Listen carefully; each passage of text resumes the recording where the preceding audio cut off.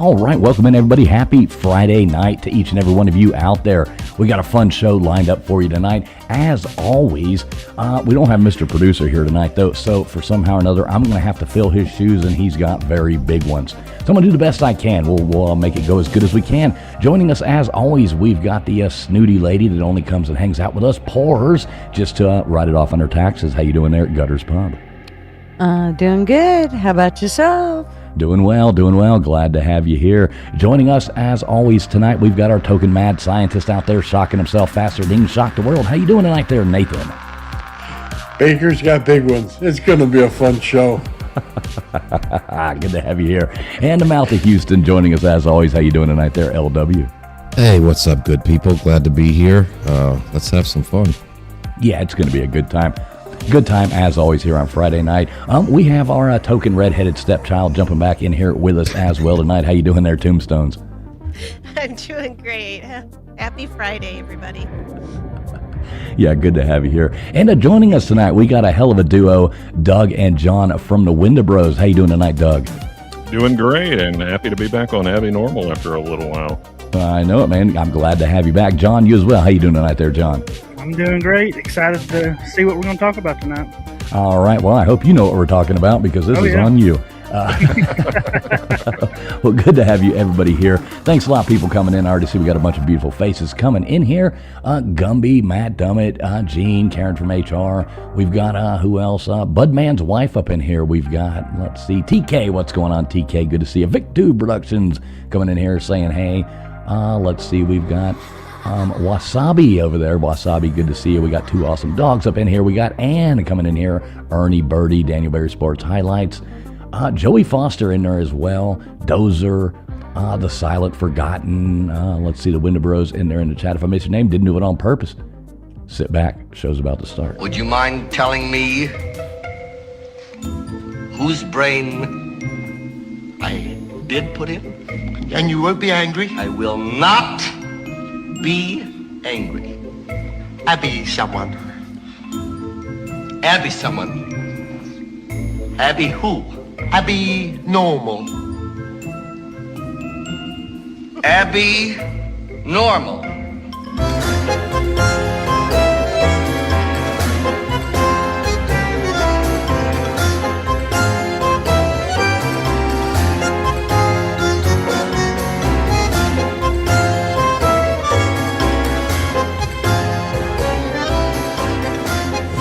Listening to the ASN Podcast Network.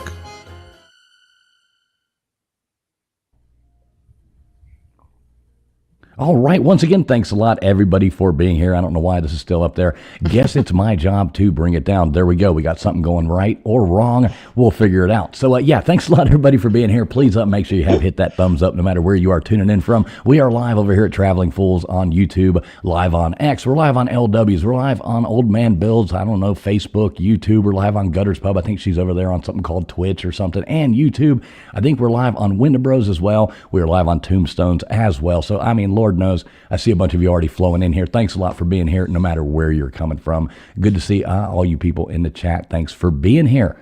So, Wendibros, what's going on, guys? Good to have you back on. Glad to be back. Yeah, it's been a little while, but yeah, we always love coming on here and talking to you guys. It's good to see everybody again. Yeah, it's been a while. I think last time we talked to you guys, you were, doing a lot of different stuff, getting involved. Kind of tell everybody who you are, what you got going on, just fill everybody in. Everybody here might not remember who you were. All right. Do you want to go or you want me to go? Whatever you want. All right.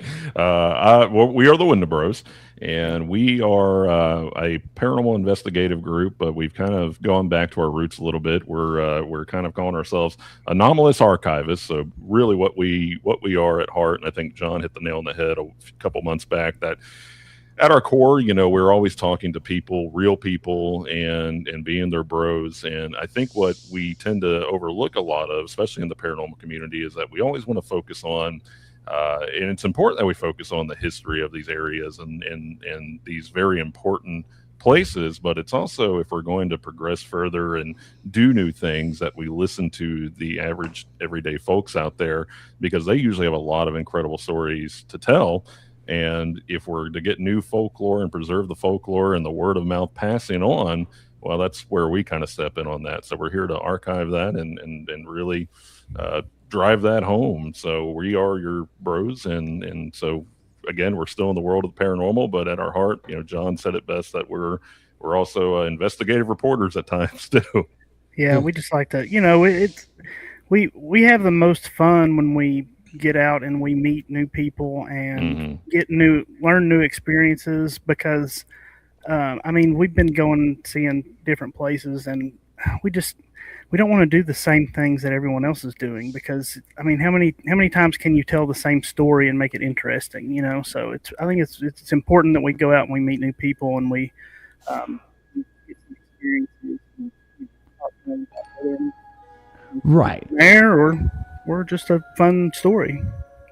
Right. No, and I get that. And, like you said, it's fun to go out there and meet new people. That's why we have fun here, bringing, different people on, talking, hearing different people's stories, hearing a lot of, different stuff, keeping the different conversations. So let me ask you guys real quick. I know, we were talking about drama in communities there for a second right before we went live. Did you see, speaking of your Bigfoot hat, did you see the drama that all went on in the Bigfoot communities with the Patterson Gremlin or whatever the hell it's called, new film coming out where the whole Bigfoot communities were fighting with each other? Did y'all catch that? No. I think the only thing I'd seen is where they were, where they may have debunked the initial footage. Is that what you're talking about? Or? Yeah. Okay, so it totally split all the Bigfoot community down the middle. Oh, yeah. So these people were fighting with these people. And we did a video. We had a guy, real knowledgeable guy come on. And I'm still getting comments on the video of people arguing in the comment section of that video about the Bigfoot thing. I'm like, oh my God, this is hilarious. Yeah, it's and it's so funny though because I feel like John and I we get stuck. I think whenever we first started, we got stuck on Appalachia. Then we got really stuck on Bigfoot, specifically like the Alabama white thing, and we still get requests to go out there and look for Bigfoot, which I've thought about driving out to Ohio to examine all the Bigfoot sightings out there and see what's going on in the realm of Bigfoot. But it's like we always get to a point where, okay, we're sick of Bigfoot, we're sick of aliens, and right. Give us something new. Yeah, but yeah, and I get the same way. That's why I like keeping it, different things, different. Fresh. Right, exactly. Because there's only so long you can talk about one topic before, to me, it just gets boring. It's like, okay, this is boring. So what have y'all been doing now? Like, what's your latest project that you're working on? Well, right now, our biggest project is what we're dubbing Case File Abyss, and we are in many ways going back to the Euroshrine, which we released, a very lengthy 2-hour documentary about last year, but it's not to actually go there and do anything paranormal. And I think a lot of folks out there that would probably be listening to this, watching this, the Euroshrine was subject to many episodes and documentaries featured on paranormal mysteries, featured on Scare Network, a lot of Dave Schrader, Shane Pittman. For us though, we always found the shrine to be a very different type of place. It was a very peaceful place, and we found the most fascinating part of that place to be Rick. I brought Rick some Christmas gifts of all times, and so I actually met him last year, and we had really got into discussion about the current state of the world right now. And a lot of that had to do with, attachments and Oni attachments. And for those that aren't listening, Oni is Japanese for demon. But it also boiled down to attachments, within Pentecostal. And we even talked so far as about the Epstein case files, the Diddy files, celebrity culture in general. And we really wanted to dive into that. And the Epstein case files, and the Diddy files. Hold on. Sorry about that. I can hear myself now. Right, exactly. It's a ghost. Exactly. I have ascended. No. But yeah, so it's really to talk about, the mass paranoia that's really going on in the world. And it's not just a political thing. It's really kind of across the board. And we had done an interview with Ken 10 Paranormal. And, I at the end of that interview, he said, well, Doug, John, what are conspiracy theories that you believe in. And I think that, the full expectations that we were going to say something about ghosts or Bigfoot. And I said, I think that we're in a mass psyop. And I think John said 9/11 was an inside job, Yep. and so we just kind of turned it on its heel a little bit. So, and that's really what we're going into with this documentary. And I don't say this lightly. It really is truly the darkest territory that we're going into, because we are going to be looking at things that are truly scary, not ghosts, nothing like that, but things that are really, being documented and truly going in the world, whether it's your Epstein's or your Kenneth Copeland's and Pentecostal and, mass psychosis, indoctrination. I find those things infinitely more terrifying than what I would find in an abandoned home. Yeah. Sounds like That's a really trip to cool. Washington to meet some Democrats. Well, both sides, buddy. It's everywhere. Yeah. Yeah, we're not going to pick on any one person because it is across the board. It's everywhere. I mean, people are so much scarier than ghosts, in my opinion.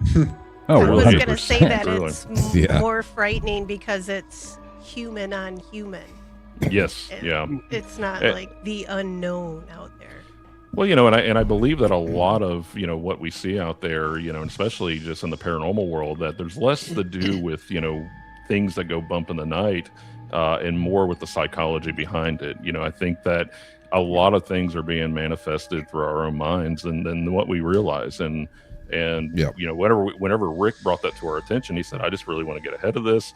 He told us some incredible stories. And the thing about Rick is that, whenever we first went there and met him, we heard outlandish things from him that were all 100% true. Once we actually did, cross-reference and checking and, fact-checking him, and it's all in our initial documentary with him, is that everything that he told us was true. And I won't give too much away, but the story that he told us last week that we were there, it was, we believed him. But it's one of those things that are unbelievable until he actually brought out physical proof of it. And it, kind of melted my brain a little bit. I'm not going to speak for John on that, but it certainly did. So is this one that you're just now starting to film? Like you had been, hadn't you already started another film that you're working on that is almost done, and now you're starting on this one? Is that am I hearing that right? So we are actually in the B-roll side of things for our Appalachian Witchcraft documentary, which we begin shooting in July, and we'll be meeting a number of granny witches, esoteric witches. We'll go Explain all what the that way. is. Esoteric. So Or granny witches. I'm Yes. sorry to be ignorant on the topic, but I have no idea what that means. John, I'm going to let you take this one. So the in this area, in the Appalachians, there were a lot of people were isolated, and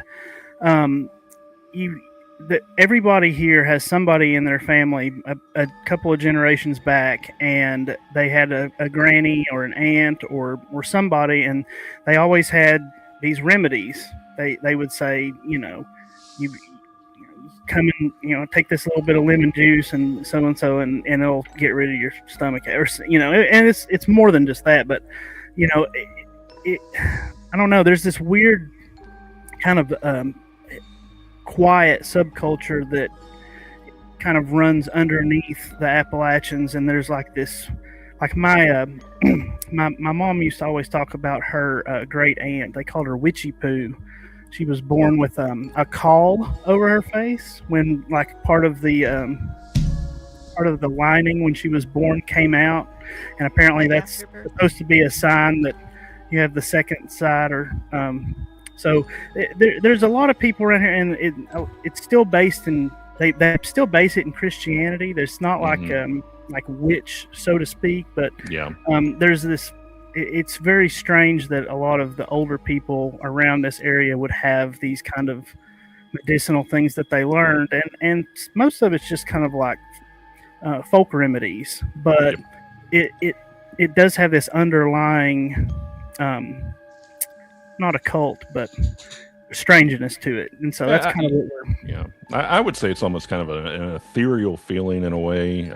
It's what a lot of it goes into, and I would say everybody within the Northeast Tennessee area probably knows somebody within that realm. And I think a lot of folks would be shocked on, and the term witch is very overly used, and a lot of these folks that you would meet, they are every bit of a Christian in the true sense of the word, but they practice remedies that would have been frowned upon at one time. My grandmother was what they knew as a seer. She was able to just right away, and I've seen it, see her just look at a woman that could be like, 2 weeks pregnant, and she would say, "Oh, well, congratulations," and it was everything to do with the aura surrounding them, to the glow of their skin, and the way that they carried themselves, and all the way down to where she, this is kind of a crazy story, but she was able to accurately predict where a dead body was in Maryland.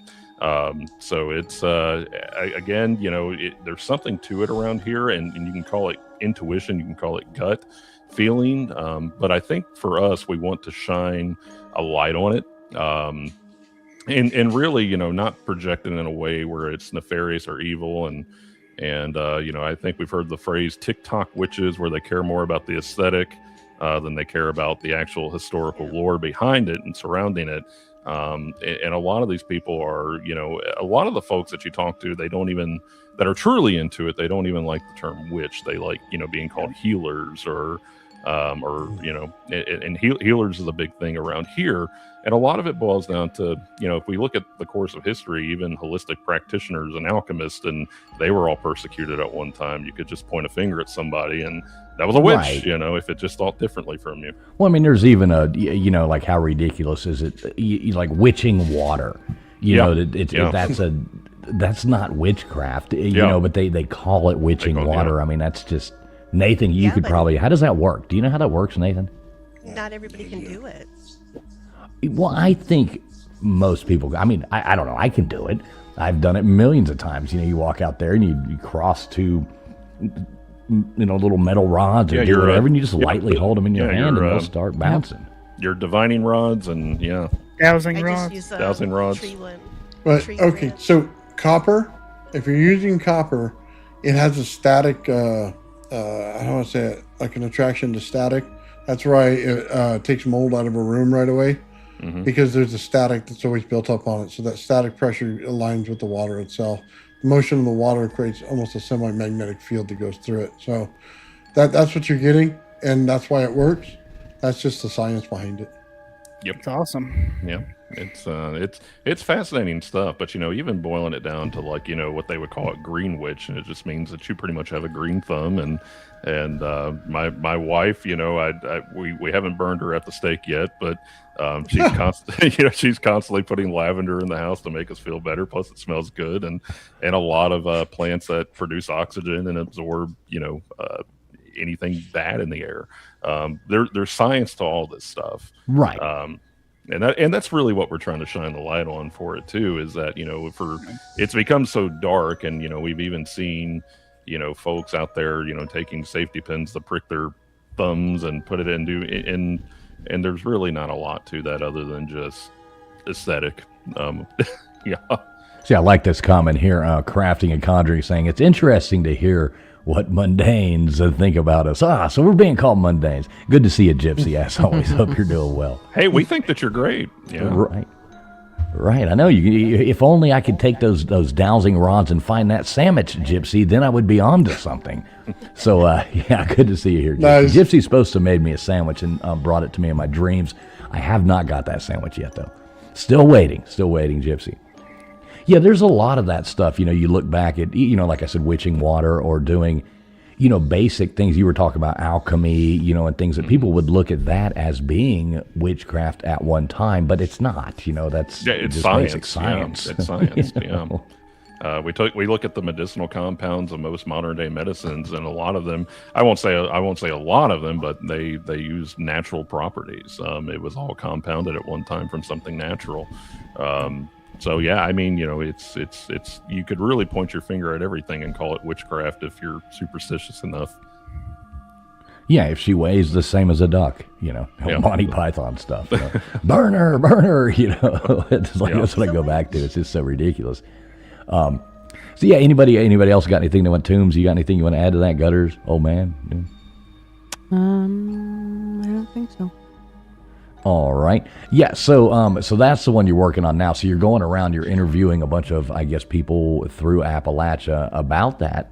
That'll be interesting. So when will that be wrapped up, good to go? I'm hoping to have that released by October. That's going to be the biggest project of the year for us. I'm sure of it. Like I said, we're in the B-roll footage right now. So I'm just running into the forest and getting really pretty shots and going to rivers and old sleepy towns and getting all those shots. So we begin doing interviews in July, and it's actually going to be at a Witches Coven retreat. And we're going to be there interviewing them and really get their true stories. And it's shocking on how many folks that we've had reach out to us to want to be in this. All the way from I've had Viking practitioners reach out to me that want to be interviewed, and we may have UFO experiencers that practice in magic. So it's going to be a very interesting one. But again, we're not here to make fun or cast judgment or anything like that. It's we truly want to know, what your methods are. And I think that, with this, it's to, one, enlighten people on what it really means, to practice this stuff, but also, shine light on Appalachia, because I think that, for us, we've kind of become, we were in Appalachia, we were, especially in southern Appalachia, we were very forgotten for a long time, and there's plenty of remnants that show how forgotten that we were. It's kind of sad in a way, but then somehow we've become viral in Appalachia, and so now it's like, look at, and it's all these crazy superstitions that they talk about Appalachia, like don't go up a flight of stairs in the woods because you're going to be zapped to another dimension. And a lot of these things are old wives' tale. The reason why you don't walk upstairs in the middle of the woods is because there's no foundation and the building around it is collapsed. So you're gonna get hurt. Yeah, you're going to get hurt. So it's that stuff is designed to scare you, not zap you to another portal or dimension. That happens every day anyways through CERN. I mean, that's right. Our parents do that a lot in this area. They, it's like the fairy tales. They tell you something to scare you, to really make it stick in your head, because they know they're not just going to listen to reason as a child, so they have to scare you to make you remember something. It's a weird kind of psychology parents like to do to their kids here. Yeah. Most of those things, you look at nursery rhymes, you look at old tales, old stories and stuff like that. Most of that is like, it's kind of like the 10 Commandments. I mean, the same kind of thing. If you do these 10 things, chances are you're not going to have a bad life. Don't bang your neighbor's wife. Don't steal from people. Don't kill. You know what I mean? There's these basic things that, hey, if you do this, you can look at it religiously, or you can just look at it common sense wise. Hey, here's 10 things. If you do this, you'll probably have a decent life. Right. I mean, that's kind of how I look at that. So I'm excited to see that come out. Yeah. So you guys gonna volunteer for the healers and stuff to see if they can work whatever they're doing? I don't want to call it magic, but whatever the process is. Yeah, I mean, I would be actively involved in that. It's for me, I can tell you just, not without giving out too much information about my personal life.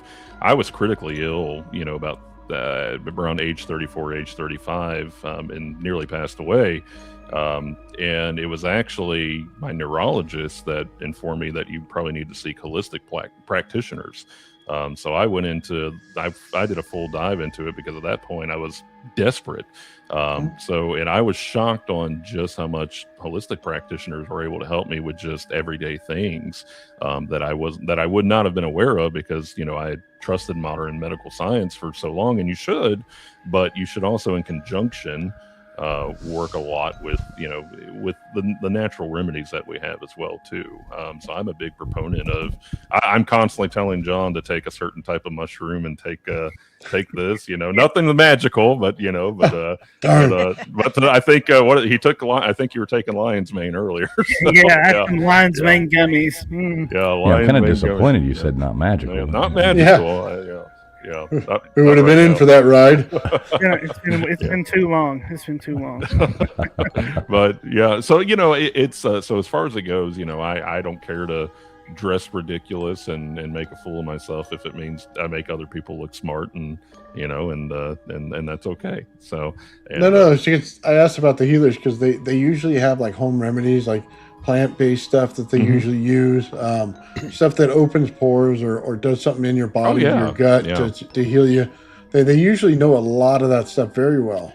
Oh, yeah. Well, it's interesting that you mentioned that. So one of the granny witches that we'll be interviewing, my wife had actually thrown her back out, so you can kind of tell we're in our 40s now. But it's she had thrown her back out, and this granny witch actually gave her black pepper scrub. And she said, just put this on every night. And I think the first night she felt significantly better for it. So apparently it helps with inflammation and pulled muscles. And but yeah, I fully trust the holistic side of things. Now, if you can find a good practitioner and somebody that you can trust, absolutely. Now, there's going to be folks out there as far as healers that are going to be very gimmicky, and they're going to throw everything that they've ordered from Temu at you. But go find folks that truly forage. The one I had in Chattanooga, he constantly taught classes about foraging, and I truly credit with him for saving my life. Shout out to Chattanooga Holistic Medicine. Go check them out. So. Yeah, that's cool. There's a lot of stuff there that is probably better than what they're feeding you. I mean, I don't want to go too much into that topic, as far as meds, the Lord knows the overseers might get mad at us, but it turns into one of those things where it's take this, and it's like, well, now this happened, and they're like, well, now you got to take this because of that. And then you're like, well, wait a minute, you finally end up at the end, you're getting those things, you read those things like this may cause, and when I read anal seepage, I'm just like, I'm out. I would rather have whatever this is. You're right. Like my wife and I were watching a commercial last night, and I think it was to lower your LDL, but it made your genitals and anus swell. And I was like, well, that sounds terrible. Right. I think I would just deal with the high cholesterol by eating better. Right. Yeah, you can always take my chances on a heart attack. Yeah. If I see an ad on TV where the lady's riding a bike on the beach and her hair's blowing in the wind, I know immediately I'm not taking whatever that is. Oh yeah, fully agreed. Hey, big shout out here, Mishka. Gutters, you want to thank her there for that? Yes, thank you, darling. I said thank you in chat, but I much appreciate it. Thank you very much. Love you, darling. Shout out to you, Mishka. Yeah, thanks a lot. I know people always, appreciate the support and stuff like that. That is very nice of you, Mishka. Yes. We love you over here. Yeah, some of those things you to laugh about it, but yeah, you read the side effects and you're like, well, holy shit, I don't feel that bad. Like well, yeah. Well, and I think the way like my practitioner taught me is, he said, well, a lot of there's medicines out there that are great, and things that will truly help you, but it's important to treat the cause and not just the symptoms. So, and that's a key factor right there, is that you really want to get to the root of it. So I always tell folks that if you're going to go to the doctor, get you a really good doctor that you trust, but then also go to, an integrative doctor as well too. But at one time, you could have screamed witchcraft and they would have been, stoned to death. If you ever go to an Amish community, see how they eat, how they do things, the process they do. They have a lot more things in there that understand nutrients of plants than we ever would. Absolutely. Well, and you're not getting a lot of bad chemicals or anything either. And we haven't. I work in an area that has an Amish market, and I'll go there and buy some of their food, and I don't feel. It sounds silly, but I don't feel bloated. I don't feel inflamed. I don't feel any of that, whenever I eat that. And, and I was one of those folks that swore off bread for a while, but I can eat that and be A-okay throughout the day. Oh, yeah. Now, here's a good point put out by, sorry, Nathan, go ahead. You go ahead. Oh, I was just going to say, good point put out like by Budman's wife over here. Honey's one of those things that people, totally look over. You have to make sure you get your local honey. It's kind of pointless unless you're just trying to, sweeten something, more naturally or something like that. But I mean, these people have allergy problems. They have, all these different things. If you just take a teaspoon, 2 teaspoons, put it in your coffee every morning of honey, your local honey, make sure it's really local honey, buy it from a local person, support your local communities, go there and do that. You won't have allergies anymore. You won't have these problems. And it has so many healing things, and you'll be healthier. Oh yeah, and don't use metal in your honey. Yeah. Yeah, what does that do? I forget what that is. It messes with the bacteria, Yeah, if you like the use a good metal bacteria. spoon, like if Yeah, you use you're a supposed metal to spoon. use wood or plastic. Yeah, it's so weird. Yeah. You know, also the honey on the shelf is like less than 1% honey. Oh yeah, yeah. It's Yeah, they pretty much dilute it just so syrup. much. Yeah, all the good stuff in it's gone. So that's why I should get local. Come on, we know there's only one good use for those honey bears that you buy on the on the shelf at the grocery store, and it's not the honey. Oh, sorry. No, go ahead. I use honey. She's thinking of whipped cream. No, I use honey for wound care for like my horses, because usually when they tear something up, it's a big cut. So you're not just putting some Neosporin on it. You got to slather it up. And honey is a natural antimicrobial. Exactly. Yeah. And it's amazing. And I got that from my granny witch. So my wife's that papaw. That was my grandma and my mom. They knew all these things. Yeah. Absolutely. My wife's papaw was always like, tablespoon of honey every single day, and you're A-okay. Yep. Yeah, my mom swears by for wounds and stuff that what is it called? Manuka honey. Mm-hmm. Have y'all heard of that? Yep. Yeah. It's great. She swears by that stuff. Yeah, and it's really good, and it's cool too. Honey's the only thing that never goes bad. I mean, didn't they found it in like was it King Tut's tomb, I think, or one of those tombs? They found honey, that was actually still good. It had been that long and sealed in that tomb, and it was actually still just as fresh and just as good as it was when it was put there. Yeah, never throw honey out. Even if it crystallizes, you can warm it up. Putting it in the sun is kind of one of probably the better ideas. And just let it warm up, and those crystals will go away. Just don't throw honey away because it gets hard. Not even if you get it from a mummy. Right, exactly. Even if you might get the curse of the mummy, but at least you got the good honey out of it. Right. Don't steal the mummy's honey. I want to thank Jean. Thank you for the $5 super chat. Look Jean at that. Gambler. Jean. Right on. Much There you go. Awesome. Jean coming in for you. There you go, Jean. Much appreciated. Everybody loves that kind of support. So, have you run into anything scary doing any of this? How's all that working out? I mean, is it anything shocked you? Anything been like, ooh, well, that's off the wall, or? I think the most recent case, and I won't speak for John, but I think the one that we're getting ready to film on the 30th, it came to a shock. It came as a shock to us for what we're getting into, and like I said, I think that was probably the most unsettled I've ever been. After we had talked to Rick about it. But, I think that we're up to the challenge for that. And I think that Rick trusts us with that as well, too. As far as anything recently, I can't think of anything other than, we got cussed out by an EVP at Sensible Tunnel.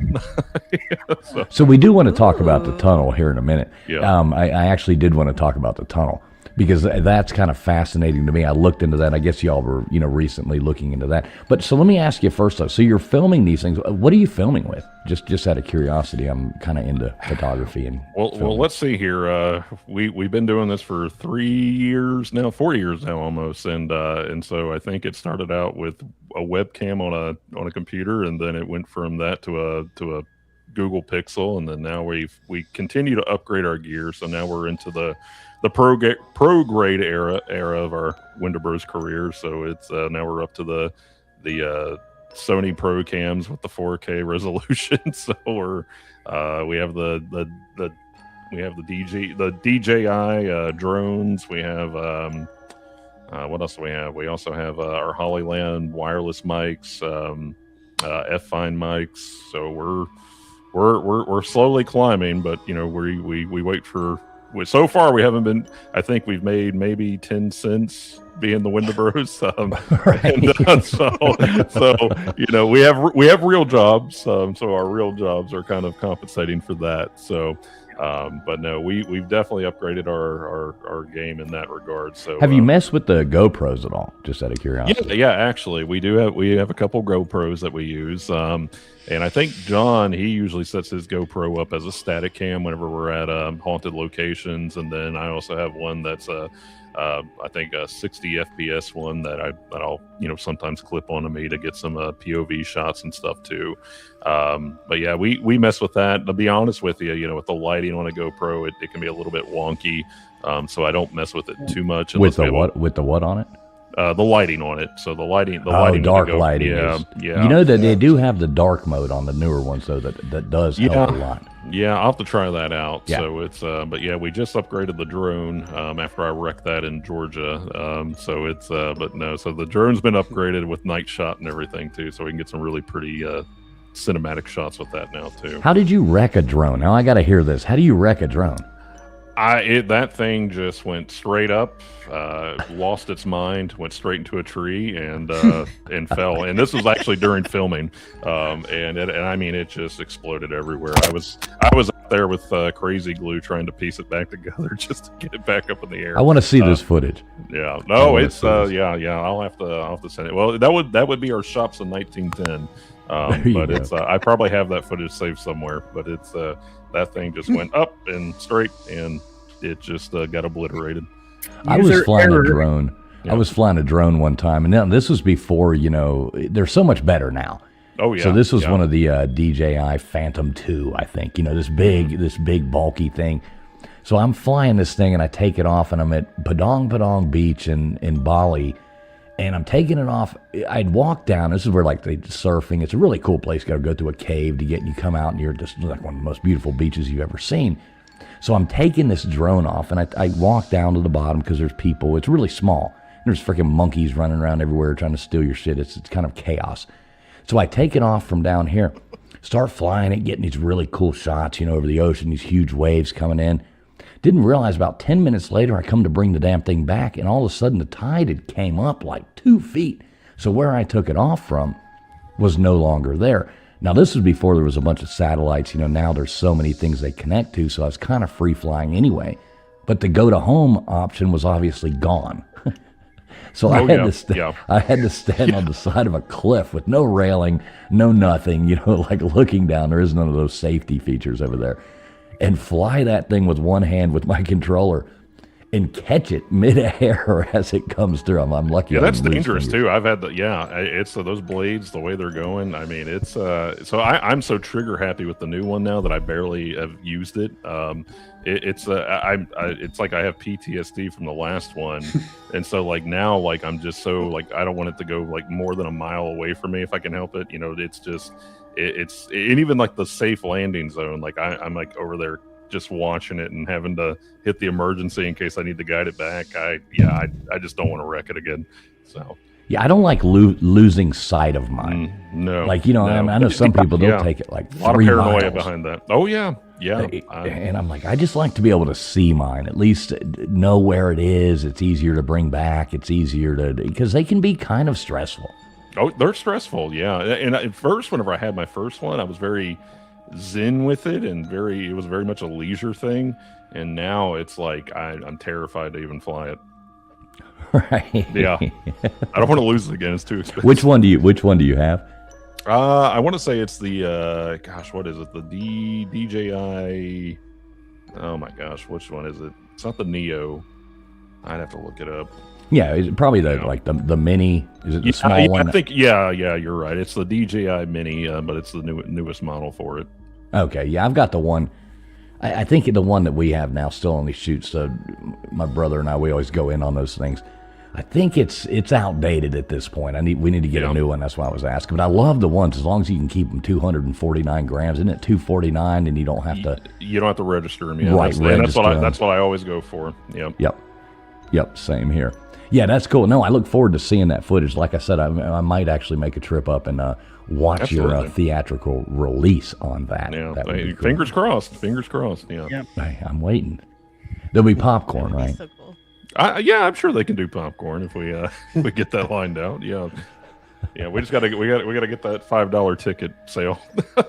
Yep, I'll definitely. Hell, I'll throw $10 in if there's There popcorn. you go. There you go. Popcorn in the water. I'll throw $10. But yeah, that we would be perfect. we really just want to shine light on Appalachia and these folks that are willing to talk to us, and that's just who we are. I mean, we really just want people to be seen and heard, because I don't think that's a lot of what happens in a lot of these folks' lives either. And we've talked to people that they were like, I would never dream of telling other people the things that I'm telling you right now, and I think it's because we don't just jump at the first thing that shows any signs of something being scary or evil or malicious, or we genuinely want to listen, and if we can help, we will.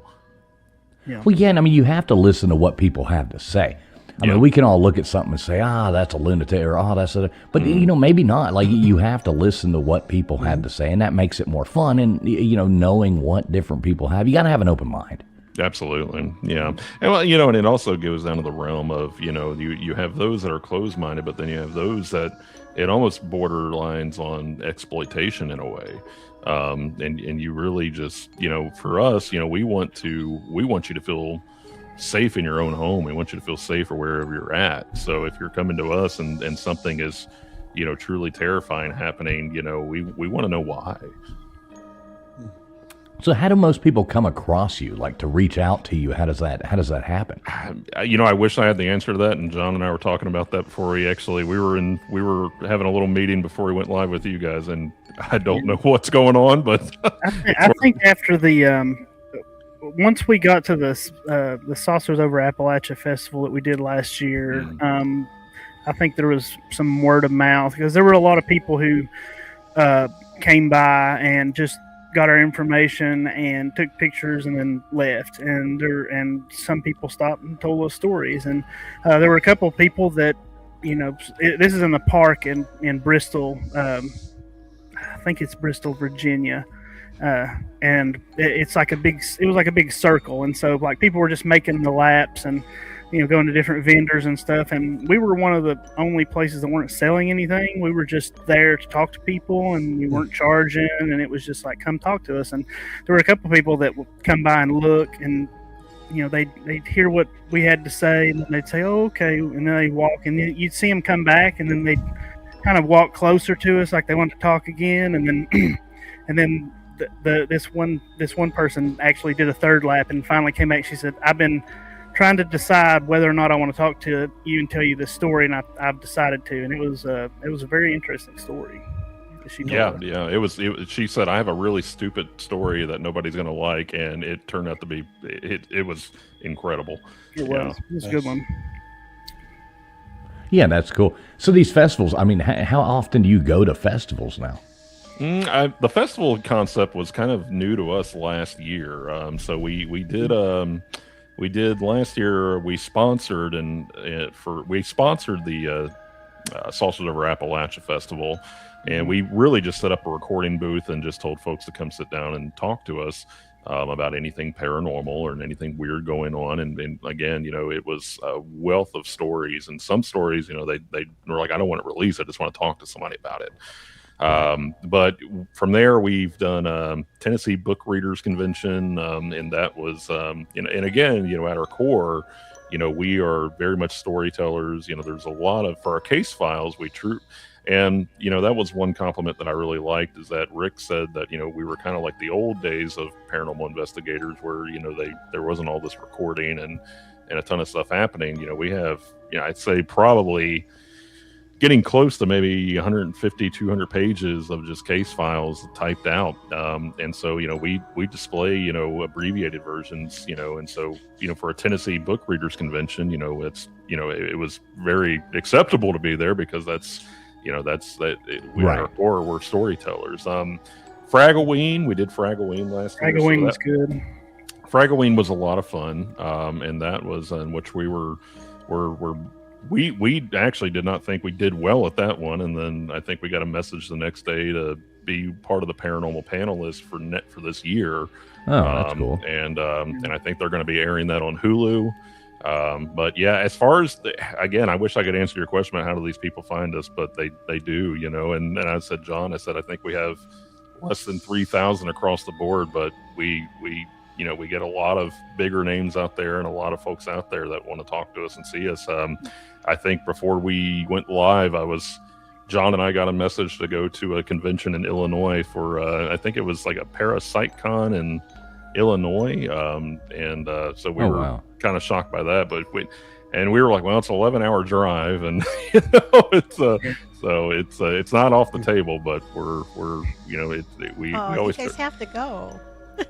Are you going? Well, I'm closer to Illinois than I am to. Okay. Well, we'll definitely, So we'll definitely we'll keep it in mind. So it's but the Fragween is in October, but so we have Solstice over Appalachia in June, which is just right around the corner, which I really need to start getting ready for, and our cup runneth over, which that's a good thing. We, like I said, we took a little bit of a 2-month hiatus. We worked behind the scenes, but and we were always actively working on something, but we really wanted to hone in on who we were, and I think, like, you said it best, you get pigeonholed into something and you kind of want to get away from it. Well, actually, you said it best. You said that. I just repeated what you said. So you said it best, sir. Hey, one thing I want to go back real fast. I see people talking about this. This is really cool. Little Miss Red Velvet talking about, have you seen the light shows with drones? And I know Callie Lisa coming in here. Good to see you, Callie Lisa, saying, how about those drones that followed the bobsledders? I mean, isn't it fantastic what they're able to do with these drones now? Like those, like in China and Japan, they're having these, huge, making dragons fly across the sky with drones and all. I mean, like all this stuff. It's like, holy cow, that's so cool. Yeah, I've watched the Chinese drone shows, and I'm like, I don't know how they can be so coordinated to do something like that. It's insane. Yeah, I mean, it's not a bunch of Chinese guys holding our DJI controllers up there flying those. It's all computer done, but it would be more impressive if it was. It was real to me. Yeah, it's fascinating what they can do. Nice. It's synchronized swimming, but in the air with drones. Right, exactly. No, and you talk about those festivals. I would like to go to one. I'd like to go to one of these events. Like, I've never been to one. I'd like to even, set up an Abbinormal booth there sometimes. Maybe talk a few of these suckers into coming up there with me, going to one of those, setting one up and doing that. But I'd want to go like to one that, say you guys were going to or something. You know what I mean? I'm not going to waste my time going to something where I don't know anybody. I'd rather go when I could be like, hey, buddy, what's up? And meet some people and, do something cool. I think that would be neat. Film it, go around, get some good footage and have a good time. It's shocking on just how much fun they really are, and I think, for the Sorcerers Festival, I think John and I we were a little bit nervous, and then we got there, and then I think we made so many friends that day, just that we were shocked, and people were pretty complimentary of us. I think John hit the nail on the head that, we weren't charging anything, you just got to come up and talk to us, and I think there got to a point to where you and I couldn't even get away from the booth. Like we were having, so we had to jog a block just to go to the bathroom. Well, you had made those posters. That was it. Yeah. You designed and printed some posters, and we were giving them out to anybody that came in and told us a story. We had one little kid try to come by, and he wanted to tell us a second story, but we were like, no. Yeah. Okay. That was the mean one on that one. What's like the craziest story y'all have been told? Like somebody walking up. I mean, some people have to come up and like feed you full of BS. You know what I mean? Yeah, other people absolutely. Absolutely. But what's the most ludicrous, believable story that you've been told? John, I'll let you go first on that one if you want to. I wouldn't say ludicrous, but there was a story that it gave me chills when I heard it, and it was so the way it was set up is we were like close to the edge of the park, and there was like food trucks, and they had generators going, and half of the time, if Doug was on the other side of the table, I couldn't hear what they were saying unless I was like right next to Doug. So I was over talking to somebody else. So I didn't get to hear this story in real time. But when we went back and we did our episode where we listened to them all and talked about them and then picked a winner, there was one where this lady had been living in this house, and she was basically getting warnings from this ghost or a spirit or whatever you want. She felt like there was a nice spirit there, and warned them, and kept turning off the gas. Like they had like gas furnaces through the house, and the gas would like just disappear, like it would run out. And she moved out of the house, and didn't it burn down like a year later? Yeah. It had a house. There was a house fire, and it burned down a year later. And she moved out because of all these weird things happening. And I'm not doing it justice. The story was amazing. It was just a good story. And so I'm getting chills just thinking about it because it was just a good one. In a weird way, it was very poetic, and it almost had like what you would consider like a very pretty ending in a way, because you had this family that was essentially being protected by the spirit, and whenever they moved out, then the house burned down. So it's a fascinating story, and I'm certainly not doing it any justice either. But it is available to listen to on our YouTube page. But it's I'm trying to think in terms of I would say I would go a little more sinister. I had somebody message me about 2 or 3 years ago, really seeking advice, and it was the one that it probably scared me the most. And I can't really say it was a story so much as it was a true case. But this individual had messaged me claiming to be possessed, and began sending me images of her beating her head into glass and smashing essentially smashing her face in, and said, "How do I stop this possession?" And so I did some research and digging, and she had checked herself into a mental health clinic, and she would, she ended up releasing herself, and going back, to her family, and her family was, struggling to, I guess contain her, and just kept, really hurting herself and harming herself. And that was an instance of me reaching out to her family and saying, this is not, a case of possession. This is truly, this person is in a mental health crisis. And so, actually sought to get them help and look up, areas that could help them. But for me, that was probably the most chilling thing I've ever had to deal with. And that's one that will never really, release. It's that's going to be as confidential as possible. And then I think from there, I think the one that always sent John and I through a loop was, we'll call her Sophie, but out in Florida. And she reached out to us, and was really seeking guidance on an experience that happened to her, where she believed that she was gunned down at her hotel, at a hotel that she worked at. So she saw this individual dressed in all black, pulled out, an assault rifle, shot through the glass, and she remembers dying, but then coming back, and then everything was, it was the same, but it was very different. Her anniversary date was no longer the same. Her friends were telling her that they worked at jobs with her that she had never worked at. And so that sent us into what, is called quantum immortality, which is the idea that no matter, where you're at, if you pass away, then you just essentially wake up and phase into another reality. So it's just really saying that, no matter what, there's all these parallel dimensions and realities. And whenever you pass, you just phase into that, and until you finish that cycle. But we went all the way into the quantum physics of it, all the way down to the DNA structure of it. And we were pretty much saying, like, is life, a choose your own adventure. And that was one, if you would like to fight the dragon, turn to page 94. If you would like to be gunned down at a hotel, turn to page 28. But that is like the perfect analogy for it. It's right. It really is. And for that, I have no reason to doubt her story. And it ended up going into, which she gave us the blessing to release this information. But it was, she was working in a hotel that was involved with human trafficking.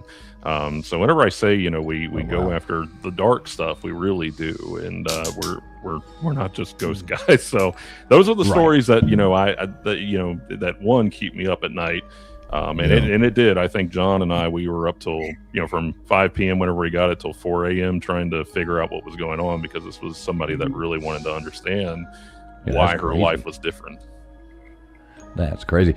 Big shout out there to Johnny Utah coming in there, gifting out a Traveling Fools membership over here. Much appreciated, Johnny Utah. Always appreciate your support.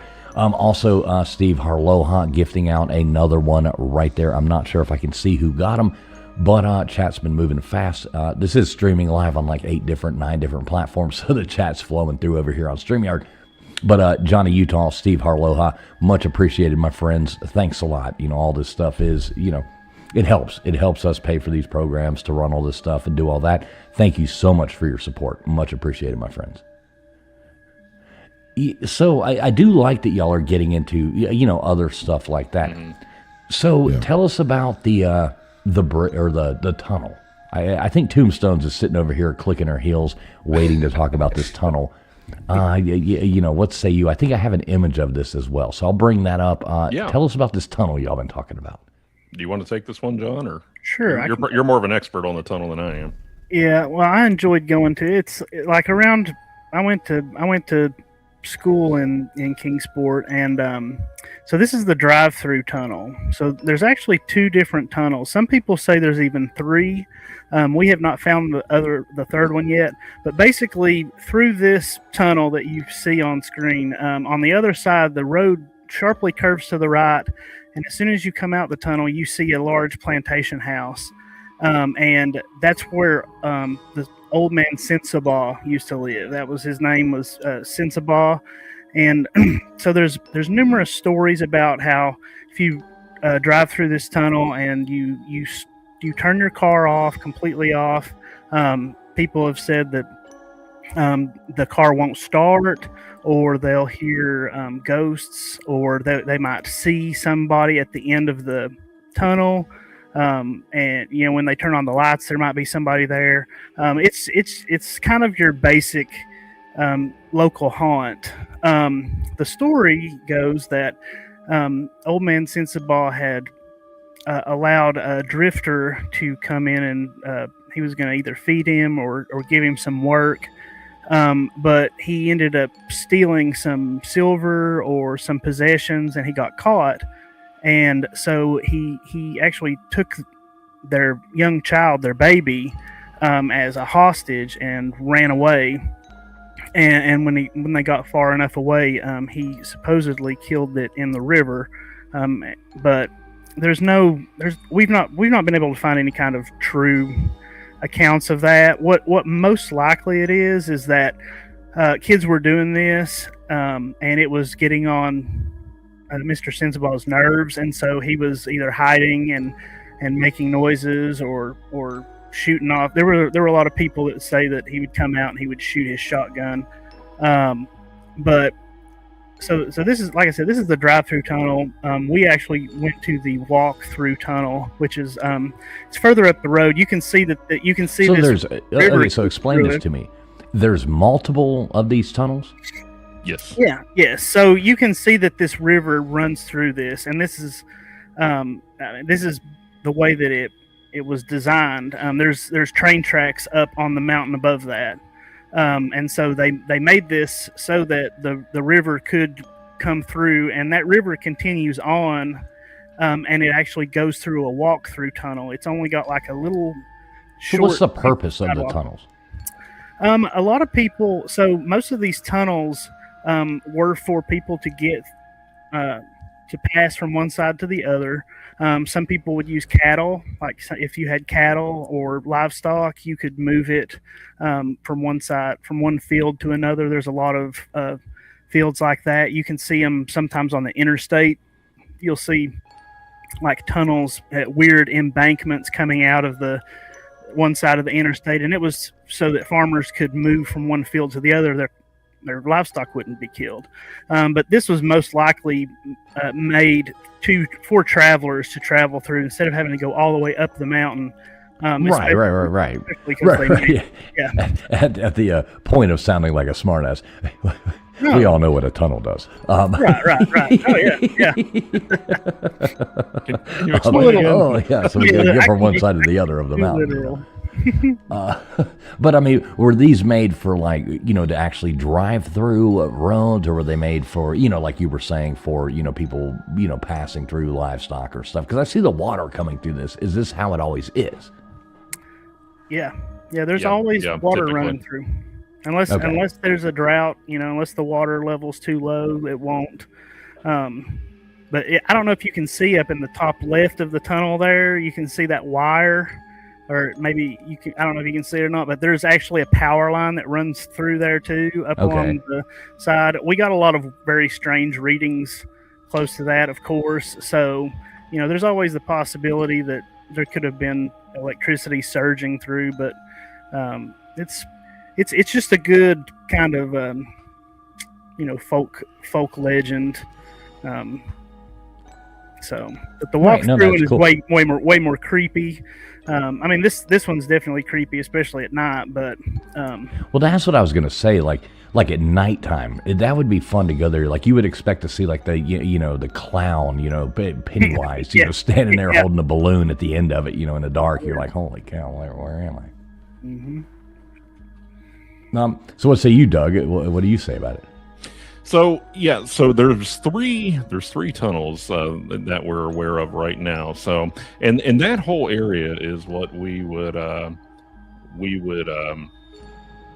that whole area is what we would consider kind of what you would call a paranormal hotspot. I think there's a haunting just about on every corner there. You have Rotherwood Mansion, you have the Sensible Tunnel, you have the 5 caves right across from it.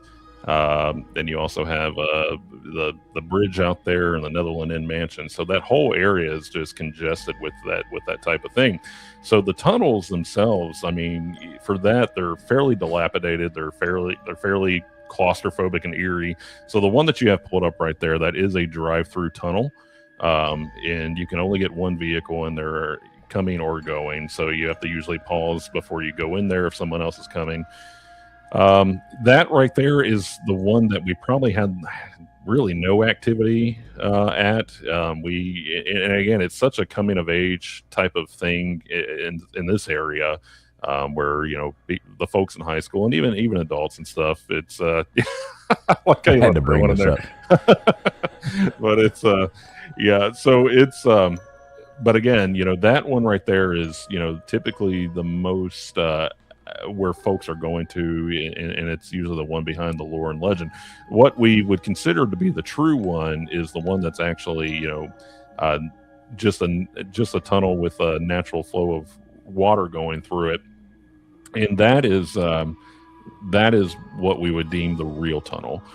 So the tunnel that we have up here is the one that's most well known, but not what you would consider to be the real Sensible Tunnel.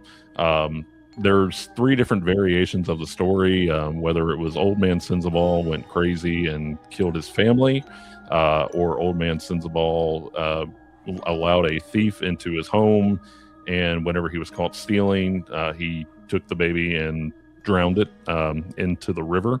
And then the third story, which is the true one, and there's a lot of folks that disagree with us, but it is the true story behind it, is that Old Man Sensible always had kids, and they're pretty much being kids, graffitiing, as you can see, or going in there and doing other unmentionable things. And he got so fed up with it that he would hang at the end of the tunnel and scream, and in order to scare them. And so he essentially created his own ghost story. Old Man Sensible? I mean, Old Man Sensible. Yeah. Old Man Sensible standing there like, you damn meddling kids. But you can still pass by his home, I believe. And so we make, and so, the folks there, they always say, oh, they'll shoot at you. They won't, but they do get very frustrated because, I mean, it's very much a touristy area. I will say that the real tunnel, which is the one that you have to kind of do a little short hike to, and you have to walk into. There's very small walkways in there. That is the one that we got the most activity out of. And to be honest with you, we didn't experience it while we were there until we went back and listened to the audio and part of my language. But I think one of the funniest ones that we got whenever we slowed it down and increased the volume and isolated it, which is on our, if you want to listen to it, it's on our socials. It was the one that actually got us kicked out of a paranormal Reddit group because they said that we faked it. Which if I were going to fake it, I would have had the EVP call us handsome or something. But instead, the EVP said these guys look like fucking assholes. Oh wow! I remember hearing that. Actually, I remember hearing that. So that was great. But the following EVP right after that happened, it said, "That's so rude." Yeah. So it was probably one of the funniest things I'd ever heard. But there was also one that really sent chills up. You want to address this question here in the chat? I got it highlighted. How come drive through when a river? So for that, there is So from there, you just have a flow of water. It sometimes gets fairly deep whenever there's some heavy rains. I don't know if they ever block it off, John, whenever there's a heavy rain or anything. Yeah, they will block off the roads because that area does flood very badly. But most of the time, it's only running down the left side of the way that it's like sloped in there. The water stays just kind of on the left side most of the time. This is actually pretty good flow picture. So so it's so typically the water levels are not so high to where you can't drive through it. Now a lot of folks, they've gone in there and said their vehicle is broken down, and that's predominantly for that is that they get in there and it's in such a flooded spot that whenever they get in there they get stuck and their car just shuts down because they have all this water intake. Which that's unfortunate for them, but yeah. So the other tunnel is completely walk through. Now the third tunnel, I think that we've managed to locate through chasing ravens who were supposed to go back out and look through there. From what I understand, though, is that you do have to crawl to get inside of it. So I'm not sure which one of us. Yeah, so you have to actually crawl into it. And from what I understand from the chasing ravens guys. Is that it's fairly narrow, so they said that they were going to send John and I in because they're bigger guys. So we'll see if we can squeeze in there. So yeah, if you need somebody to film you like humiliating yourself, I am always up to be a cameraman. So okay, that's great news. We really need a cameraman. I'm pretty good at filming people doing stupid things. So well, we're pretty good at it too. Right, exactly. I would love to join in on the fun. Absolutely. Yeah, this place looks creepy as hell. I mean, it is. Mm-hmm. I mean, what's the scariest story that's ever come out of this? I think just word of mouth really, and a lot of folks will say that they'll put flour on on the hood of their vehicle and like flour, like for making biscuits and gravy. Yeah, and they'll see handprints on their car, or they'll see somebody in their backseat of their vehicle, or they'll hear a baby crying or whispering in there.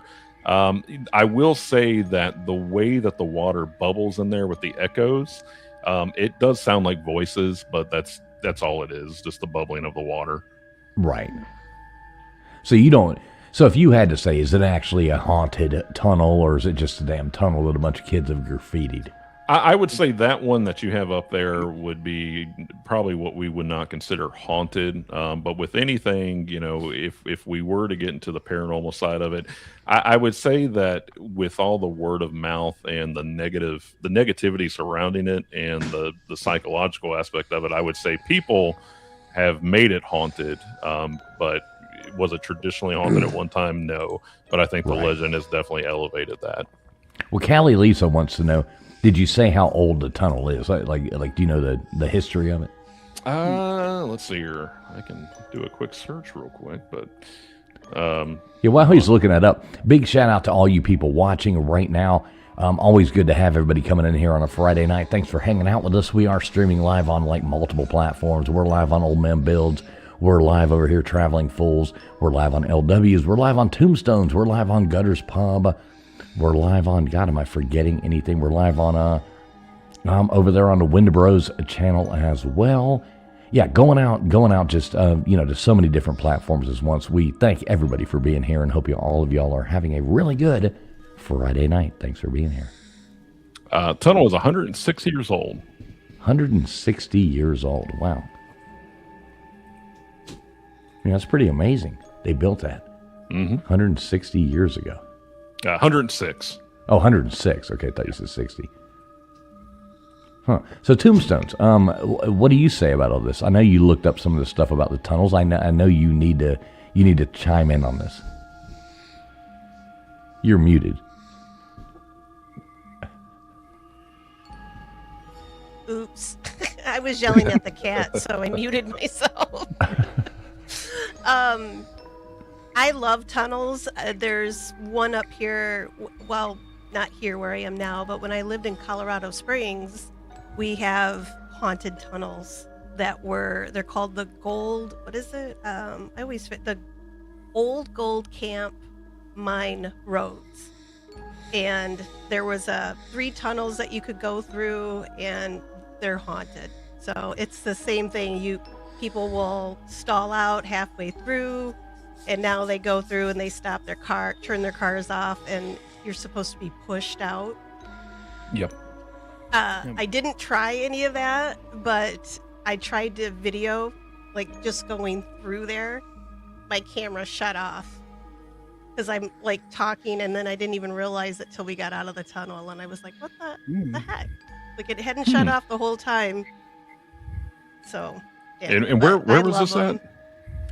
It's Colorado. It's west of Colorado Springs, and it goes over the mountains. Okay. Like there's Pikes Peak, and I think it's the Pike National Forest.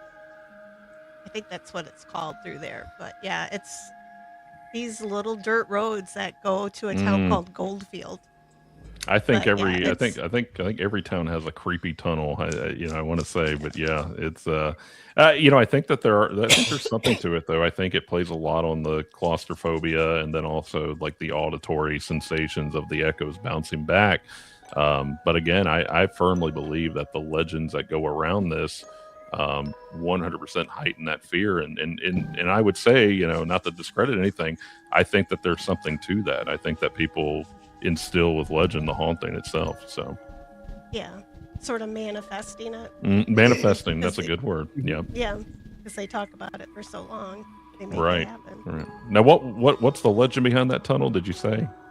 Well, I know for sure, I mean, because they were blasting and pickaxes, right, to get through the mountains, right? So people died, but they did have some stories that a school bus full of kids, like one of the tunnels collapsed on these kids and killed the whole busload of kids, but that never actually happened. Yeah. The tunnel is still open, but you can only walk or ride a bike through it. It's on the bike trail.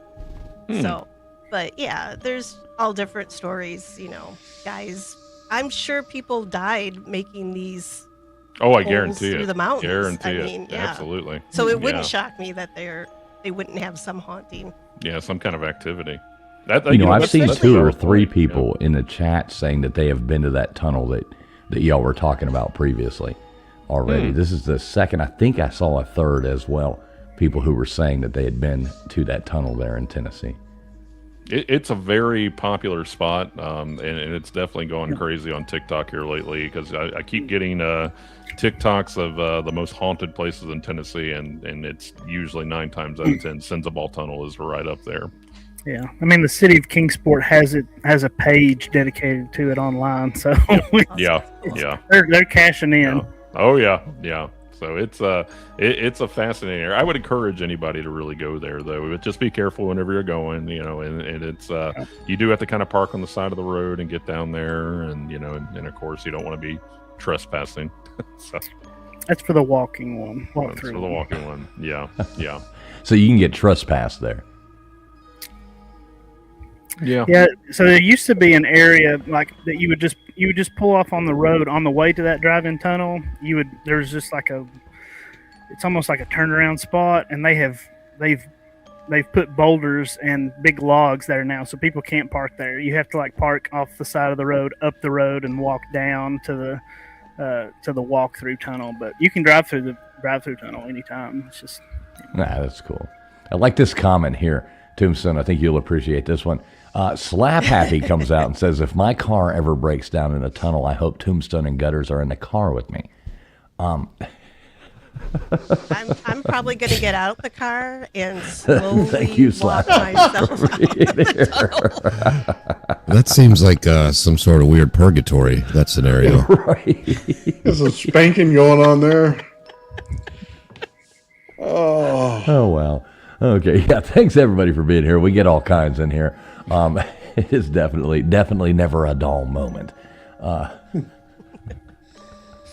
But I do like that tunnel. I would think if there's water always, some sort of water always going through that, I would think it would kind of heighten that. Oh no, I agree with you Any about that. I think activity, there would definitely be an amplification. So I know in the tunnel that you have to actually walk into. John and I were doing EMF readings in there, and typically, a lot of folks, and that's the common. That's a big misconception about EMF detectors, that if it spikes, there's a lot of folks out there that'll say, well, that's definitely signs of paranormal activity. Well, no, it could be electrical currents, and that's that in a lot of locations that we've been into. It's usually an electrical line or something giving off EMF, or one of us are recording and we got our phone way too close to the EMF detector. So airplane You said mode, an electrical line was running through the place, right? Yeah, there is. So right in the center of the tunnel. So, but here's the funny part about that though, is that we did find an electrical line going through the center of that tunnel. And with the water running through it, there could be amplification on that too. But that center of the tunnel is where we captured pretty much all of our activity. I think one of the most chilling parts of that was whenever John was in that tunnel, he had his spirit box, and the spirit box said, "Be quiet." And John, got a little bit snippy and said, "Well, I'm trying." He was like, "Well, I'm trying to ask you questions because you told me." It was like, so he shushed all of us, told us to be quiet. And he goes, "Okay, I'm quiet now. Like, show me something." And then we got a very clear EVP, which sounded like a little girl saying, "He says that now, but just wait." And that was, and again, we go in trying to debunk, and that was like, these were like very clear EVPs to where we showed them to other paranormal groups, and they were like, we've never caught anything like this, and all the way to, you guys are faking that. So it's and I said, well, why on this one particular thing that we haven't even released yet, in the grand scheme of everything that we released, why would we be faking that one thing? So like I said, I would have said that we were handsome if I would have faked it. So yeah. Right.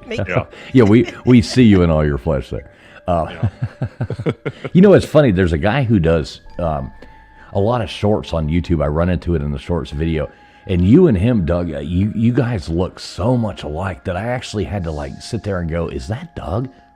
like many times this guy does these in kind of conspiratorial kind of things, and I really had to dig deep, and I'll actually send you a clip. Oh yeah, I want to see that. I definitely get told I have a doppelganger out there. Yeah, you do. Yeah. And this guy, he's getting a lot of, and I was like, "Is that Doug?" Yeah, Hey guys, so you good for another 20, 30 minutes? You okay to hang out? Yeah, I'm good if you're good. Okay, cool. Let's do this. Let's just for shits and giggles, let's drop the link. If anybody wants to call in, ask any questions to the Wendibros or to us, tell us a funny story, anything like that. I know I see Gypsy still in here. I think she would probably like to chime in on the, the witchcraft thing and all of that jazz. I'm going to drop the link over here in my chat. Tombs, you want to do that? Gutters, yes. Old Man Builds, any of you guys. Wendibros, drop it in there if you want into your chat. Up to you guys. I'm going to drop it in mine. We'll keep talking for a few more minutes either way. But I'm going to drop that link. Sure. Yeah, and yeah, absolutely. I like that question right there. If you go to a place anticipating negative energy, are you kind of inviting that energy? And I would 110% agree with that. Yes, you absolutely are. I would say that any place that we go to, we always try to go into a positive mindset, and so if something's going to happen, it wasn't because we were being negative or trying to, and really out of fear too. Again, and it's not to say John and I have nerves of steel, But there's hardly been a place that we've gone to where we've truly been what we would say scared or anything. But yeah, I think that plays a lot of it. So I think that if you are anticipating something to happen, something's probably going to happen. Where the opposite, where you go in, you say, well, this is just another building. Let's see what happens. You may not get anything. And there's been quite a few cases. There's been quite a few instances of us not getting anything. Yeah, I'm a believer. I try not to be skeptical, but anytime we go somewhere new, I try to go in with a skeptical mind because I don't want any kind of confirmation bias. I don't want to go in thinking I'm going to see something and then, oh, there it is. I knew it was going to happen. But usually when we go in, we are having a good time is when we actually get things and we're shocked. Because when we went to the Sensabaugh Tunnel and we're walking through, I didn't hear anything, and that's why I was just being silly with it. I was like, well, I'm trying to ask you questions. If you want to talk to me. And so it's always funny. We didn't think anything. We didn't think we got anything from this. We were like, this is a bust. This is just going to be a funny video. But yeah, well, I think your mind can manifest. Like, what is that word? I always forget the damn word. But like when you look up at the clouds and you can see the whale swimming through the thing. Pareidolia. Pareidolia. Yeah. Exactly. I always forget that word for some reason. Probably because it's such a weird word. But yeah, that your mind can manifest. If you go to something thinking that something is going to happen, your mind is going to make you think something is happening. Mm-hmm. Yeah, no, I agree with that, and I think that plays a lot in it right there. And but it's a weird thing. Whenever we went to the River House with Chasing Ravens, we went in there and we had a great time, but we had so much activity in there too. And that was one where we had a team member named Greg actually have his legal name be called out to him, and that shook him up quite a bit. And then the one with Sensabaugh, whenever we didn't catch anything, another team member that we had, his name was Casey. We let him listen to those EVPs, and he watched in real time as I was, isolating, and I passed it to John and said, "Listen to this," and John was like, "I did not like that," and we passed it to Casey, who is like a staunch non-believer, skeptic, like does not, he just agrees to disagree. He took my headset and just threw it. Like he was like, I did not like it at all. Yeah, sounds like something I would do. Yeah. Sorry, LW, what was that? I'm sorry. I just said it sounds like something I would do. Oh, take the headset and throw it. Yeah. And then flip the table. Right. Yeah. It was one of those instances, and you get it like all over social media. Like, I'm sorry, I do not claim this negative energy. That we watched, our friend Casey do that in real time. Like he was like, I want nothing to do with that. And I'm glad that you two went, not me. So what do you think about all this, LW? We haven't heard much from you. What's your take on this? What do you think about haunted places? I'm just not really into it. I love listening to the stories, and it's really not my wheelhouse, so I don't have anything interesting to say. But it would be kind of foolish. Any question that I would have, it's like, all right. Well, you're probably more into like the new upcoming thing with the government conspiracies and the. That's one question I was going to ask earlier. You mentioned Kenneth Copeland and all that stuff. I've been on that kind of kick the last couple of months, investigating, kind of looking into that stuff. It is wild. I was just curious what kind of stuff y'all were looking into about that. So, without giving too much away, right? Exactly. We have been looking into really the indoctrination of, and here's where we can get a little bit controversial. I personally believe in God. But from there, though, I've never really subscribed to the idea of organized religion. I believe in prayer in private, but, from there, though, with especially in the Appalachian area, we are in the heart. And I think Rick said it best whenever we talked to him, like we are the buckle of the Bible Belt here. And there is a certain indoctrination that happens. And it's not to say all churches around here. There's very good churches, very accepting churches, but I think a lot of folks, they read the Bible, but they don't interpret it. And they usually listen to a pastor that kind of explain it to them. But there's very nefarious things that happen with that. Again, without giving too much away, we've had information that there could be. And again, I'm not struggling to say it. I'm struggling to find how I'm going to say it. But what we are finding is that, let's break it down to something like the Illuminati. And if we talk about attachments, and we talk about people doing very nefarious, awful things, you may have to have something attached to you in order to feel it, or in order to feed it. And what we're saying is that these things can be of such negative energy. Where is a better place than, say a church, where you could probably rile up a crowd and get them feeding that negative energy. A church should never be teaching you to hate somebody. Jesus would sit with everybody here. I would assume, and flip tables, like Tombstone said. But with all that being said, whenever we say attachment, do we mean, that they could have something attached to them that they're trying to feed, that is this negative entity, which we would call like a bottom feeder or a demon, if you'd like to? Sure, maybe they could, but what we're looking at is the symbology of that. Maybe right. It's less that and more of a symbol of what they're willing to do in order to have power. Well, if you've, I'm sure you have, I'm sure most people have, but the video of him being interviewed by a news lady about that, absolutely insane. The jet, yeah, and those in his eyes, and how, eyes. Yeah. I'm a total believer in what you just said. That's definitely a possibility. And I try to word that as carefully as I can, but it's but that's exactly what I'm referencing on there too. And so whenever we had heard about potential Pentecostal pastors doing this kind of thing, we went to research Kenneth Copeland, and sure enough, he's part of the Pentecostal movement. And we in the people that we've talked to, they're like, that, like, we've delved in some dark stuff. We have not delved into Kenneth Copeland dark stuff. Right. Yeah. Well, we do have somebody waiting in the back for us, wanting to call in. Our good friend Gypsy joining us right now. How you doing tonight, there, Gypsy? I'm doing great, fools. How is everybody? Doing well. Still waiting on my sandwich, though, ladies. Still waiting on my sandwich. Every night I go to bed at night. We're gradually getting you to level up to where you'll be able to find it. You're starting to believe. You're starting to believe. You got to be a believer to find that sandwich, fools.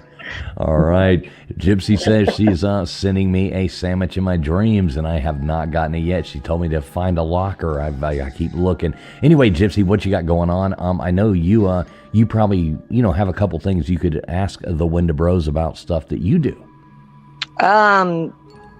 Actually, it's kind of the other way around. I was wondering if anybody had any questions from me about this particular subject, because I am a practicing witch. I am a white witch. I am a healer, and I'm also an ordained minister. Cool. Also a psychic medium. Take it away, Doug. Would you want to be in a documentary? Sure. I would love it. I would absolutely love it. Well, we're shooting in July, so we may have to get you on a call. I would not have a problem with that. You guys can find me at Crafting and Conjuring on YouTube. Mm-hmm. All right. So you got any questions for her? Let's make this interesting. What do you guys got? I mean, if there's anything that you're unsure of, I heard you guys talking about Kenneth Copeland there for a minute. I am an ordained minister, but I'm non-denominational. I do not pertain to any one religious belief, because I do not believe in religious indoctrination. But I am spiritual. I believe in the source. I believe in the one source, which we all come from. So, there's a difference. Religion has taken the words of Jesus Christ and twisted them into words of power and control. And Jesus's words are in there if you just learn how to interpret them correctly.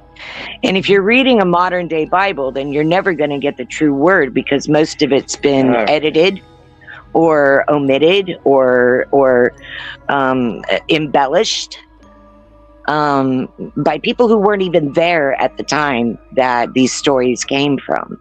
So if you're going to read the Bible, get the Ethiopian Bible. And the books that were omitted are just as important as the books that are in the Bible, like the Book of Enoch. Religion is interesting with that, to where so many different religions have been started by removing books out of the Bible that didn't fit their religion. That is an interesting topic. I would like to say, it's funny you say that about Ethiopia. Do you believe the Ark of the Covenant is in Ethiopia, Gypsy? Yes.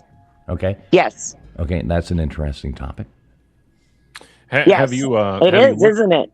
Have you looked into the other Abrahamic religions? Yeah, I study religious history. Not a lot, but yes, I study religious history. What do you have a question about? Let me butt in real fast. No bits, no shoes, says Cuban sandwich time. Yeah, right now, Gypsy, next time you send a sandwich, please make it a media noches.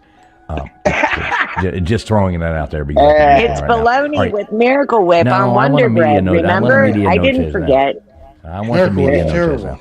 So, Miracle Whip people. Okay, go back to your actual content. It's Duke's mayonnaise all the way.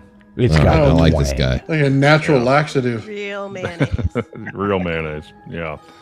So. Actually, none of that stuff is real mayonnaise if it's made with soybean oil. That's yuck.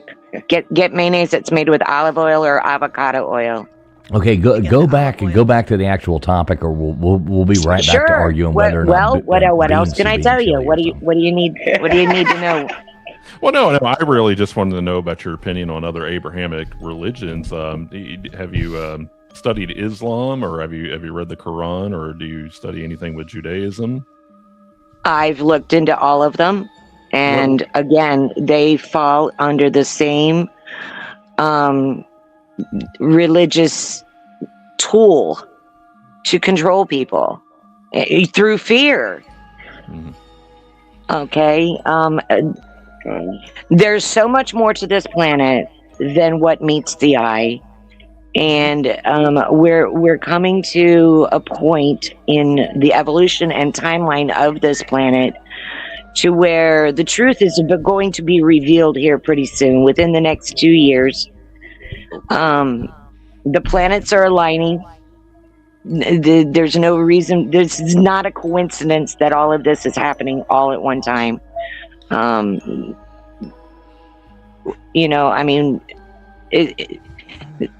People are going to be astounded at what is revealed.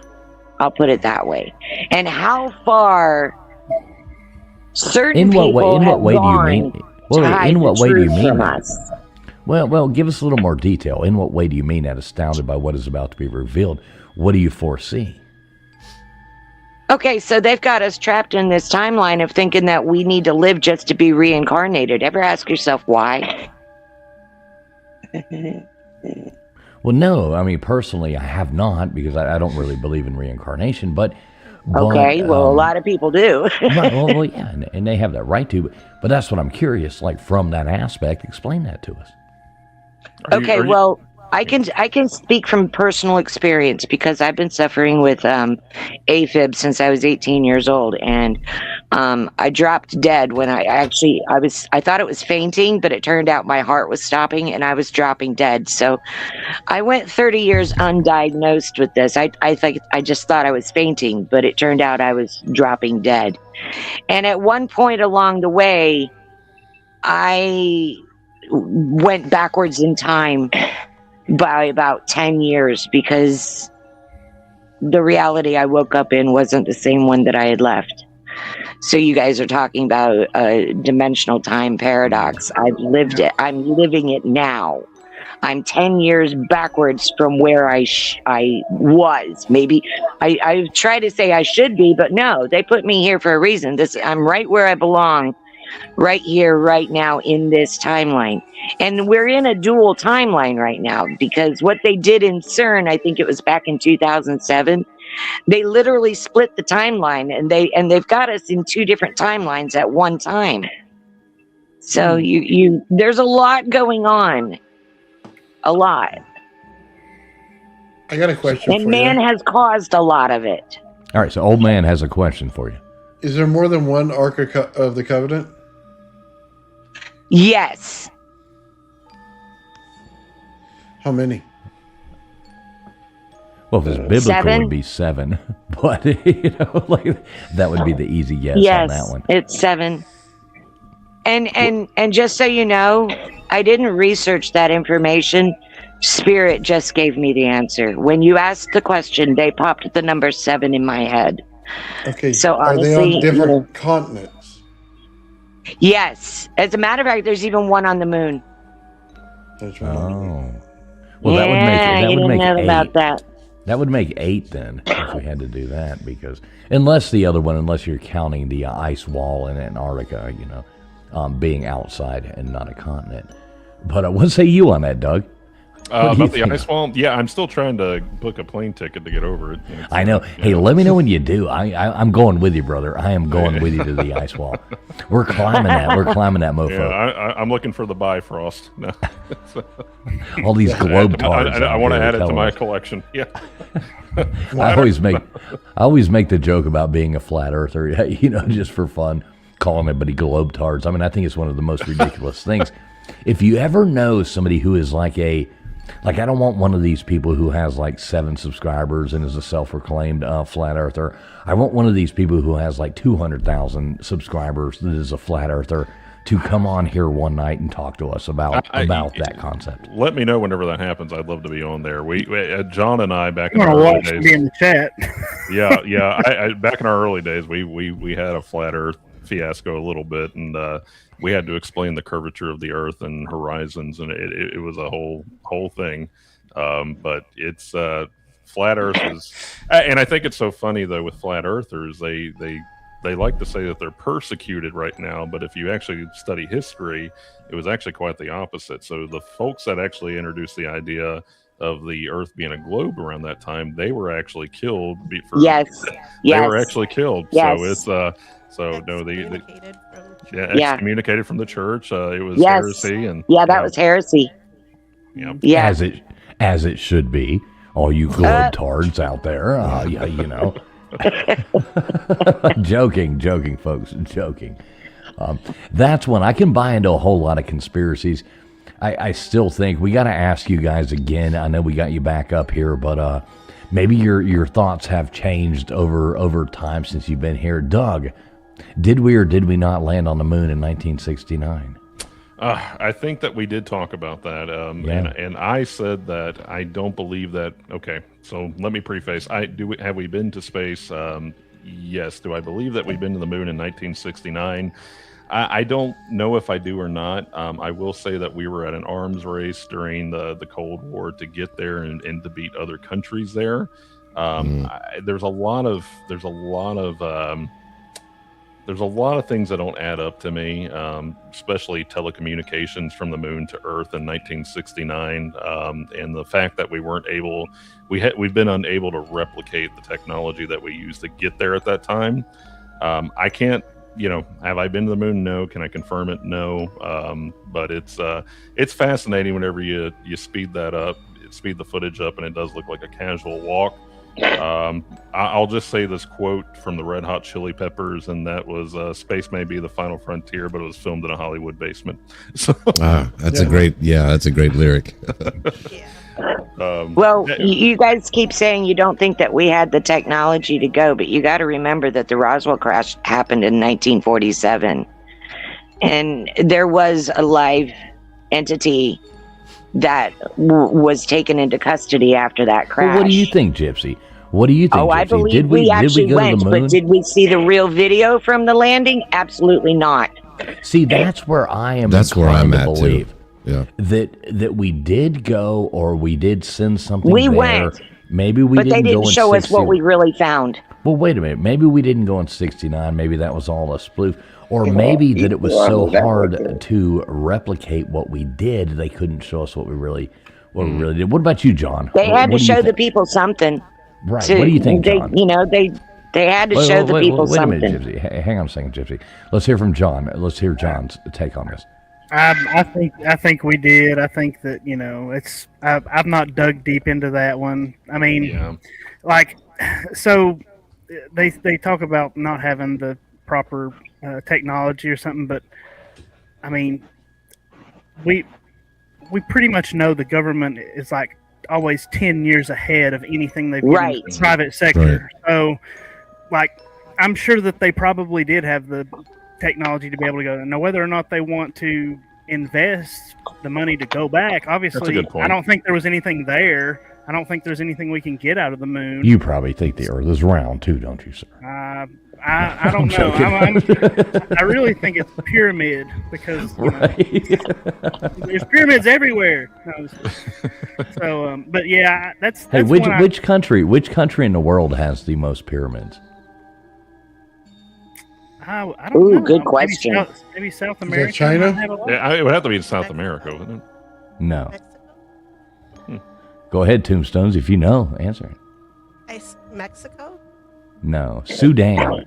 Sudan has by far the most pyramids. It is covered up in pyramids. But nobody ever talks about those. What, Northern Africa? Right there by, Egypt, Jordan, and all that. But, well, those are tiny. Well, they're not tiny. I mean, they're tiny. They're not a Great Pyramid. Well, they're freaking pyramids. No, it's not the Great Pyramid, but they are pyramids. Technicality.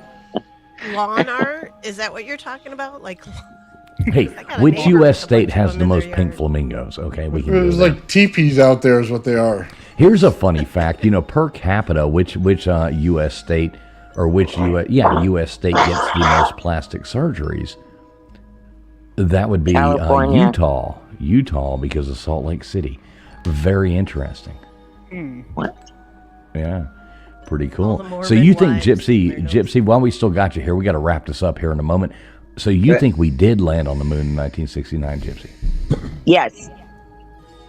Okay. I do. And I think that when they stepped foot on the moon, they realized that they weren't alone. There was already structures there. There was already basically a working base there. And they had to come up with something quick to cover it up. I don't think they were prepared for what they found when they landed. I really don't. Were they other humans or non-human? Non-humans. Okay. Non-humans. That's where we found the Elon Musk family. So how do you explain the Palladian. How do you explain the I'm sorry. The thing that they landed with? What was it called? Rover. What was the name of that thing? The Eagle. The Eagle has landed. Yeah. How do you explain that thing? Like the tinfoil and the poster board that it was built with. Well, there were people that wanted to recreate it to make it look like it was fake. So I'm sure that there's fake stuff out there. Yeah, and they had NASA to show us something. They had to show us something. They couldn't allow NASA. You got to remember, they had just dealt with that Roswell fiasco. People were talking about what's in space. The government had to feed the people something. Okay, did they go? Yeah, I think they went. But did they show us what they really found? Hell no. Well, my running theory is if we did go, it was with technology that wouldn't have made sense to people in 1969. If that makes sense. Yes. So they had to make it look, because I've seen some of this stuff at museums in Houston, and I've been to NASA 3 feet away. Some of this stuff, and it's kind of insulting to your intelligence.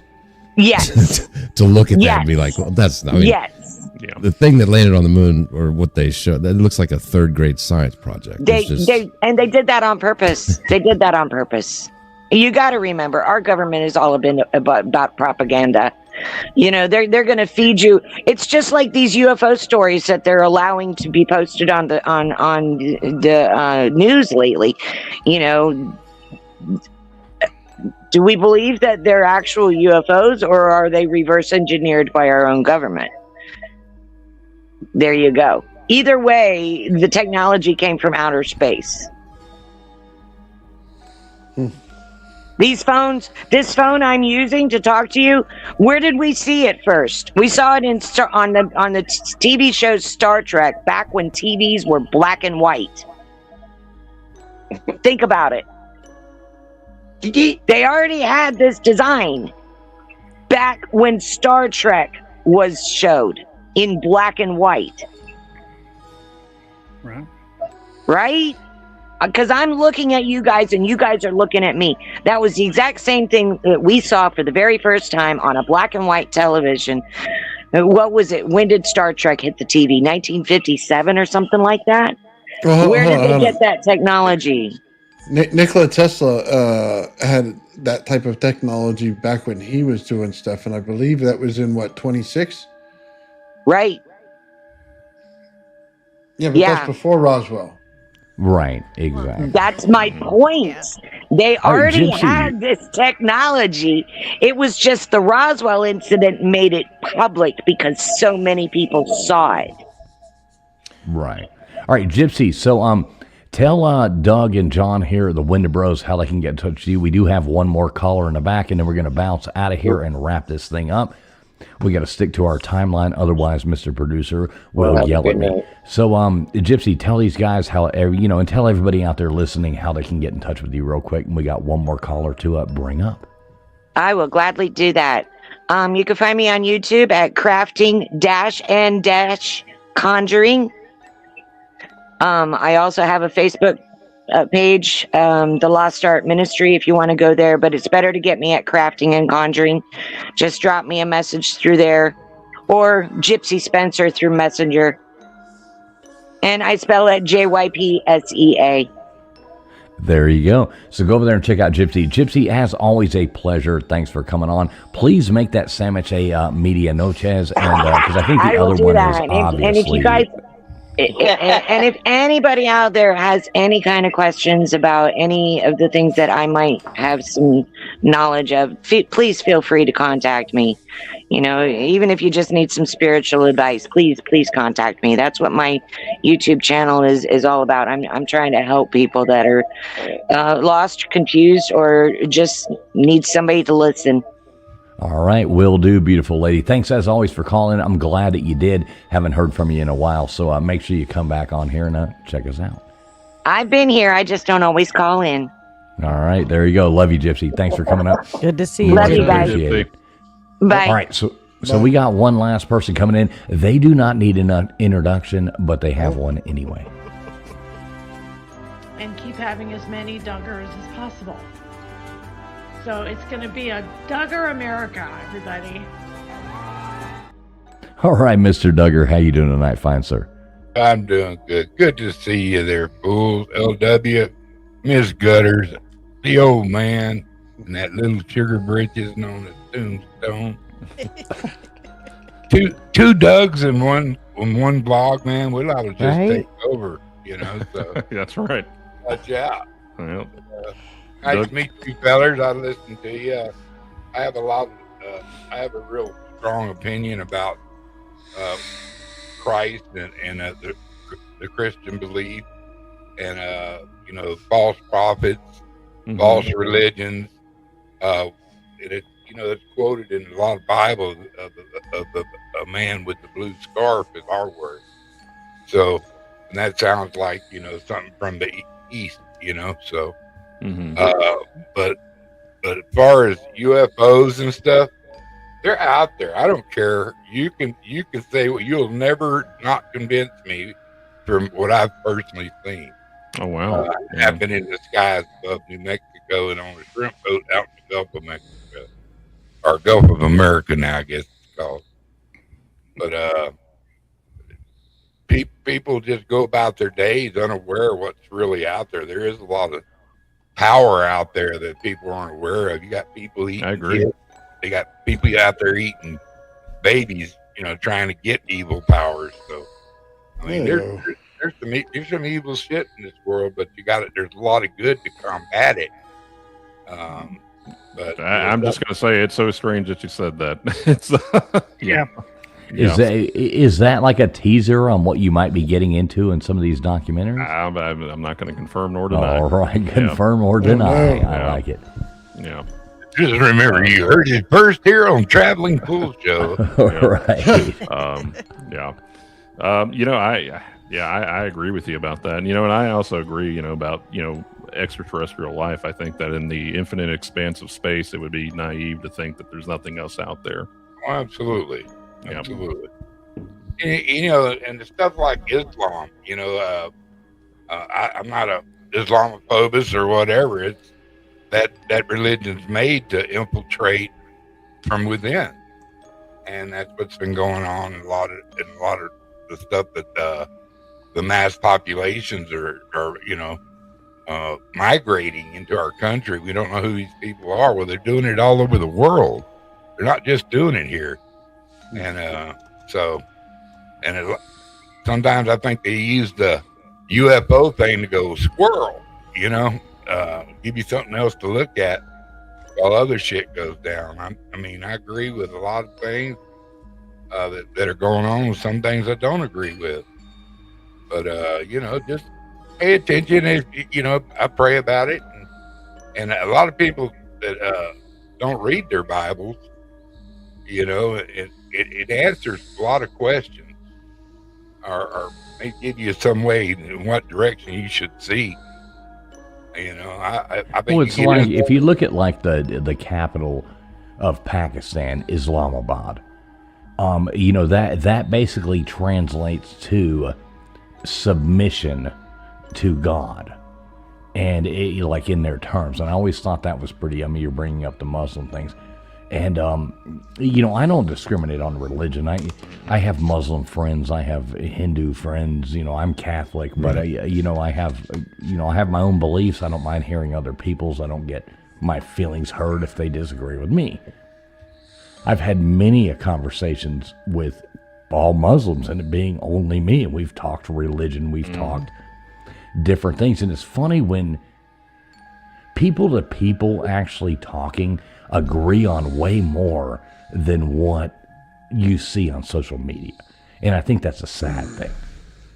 I would agree with that. And I think that, if anything, for what we see and talking about this stuff, I think that there's a majority of things that are easily false flags. And we are being distracted from the real problems out there. And I've spoken to plenty of Muslims and those of Islam and of all faiths. And, a lot of them all want the same thing as anybody. And that's just, mostly to get along.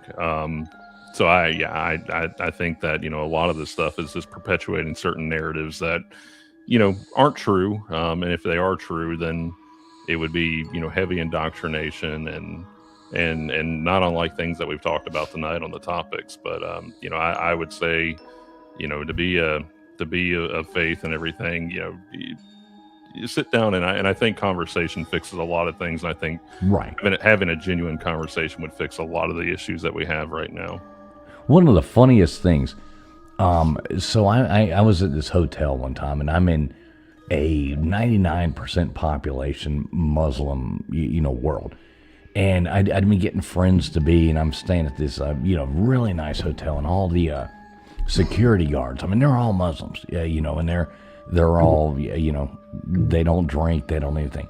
So I went to last night I was there. I got to be friends with them every night because I would just go outside and sit there, out in the thing and have a cigarette and drink a beer, sitting here listening to, oh no, going over all the loudspeakers. The last night I went there, I went to this place. Alcohol sale wasn't even legal in this place. So I went to the black market and I went and bought 2 cases of oh my God, Bintang beer. So I go and buy 2 cases of this and I bring it back ice cold. I put them in this big ice chest and brought them out there with security late at night and put it out there. And I was like, all right, guys, let's talk. And I put this down, and I got the whole security night shift. It just hammered. And we sat up and we talked religion, politics, everything one night and sat there. I mean, some of them were so funny. After 2 beers, they were like falling down and stuff. It was absolutely ridiculous. But we talked about, and it was just so cool to have that conversation with these people. And, you know, kind of what it came down to was you were looking at, I mean, people can come in here and say like, oh, the majority of people in the United States are, you know, it's a Christian nation. How many of them actually practice Christianity?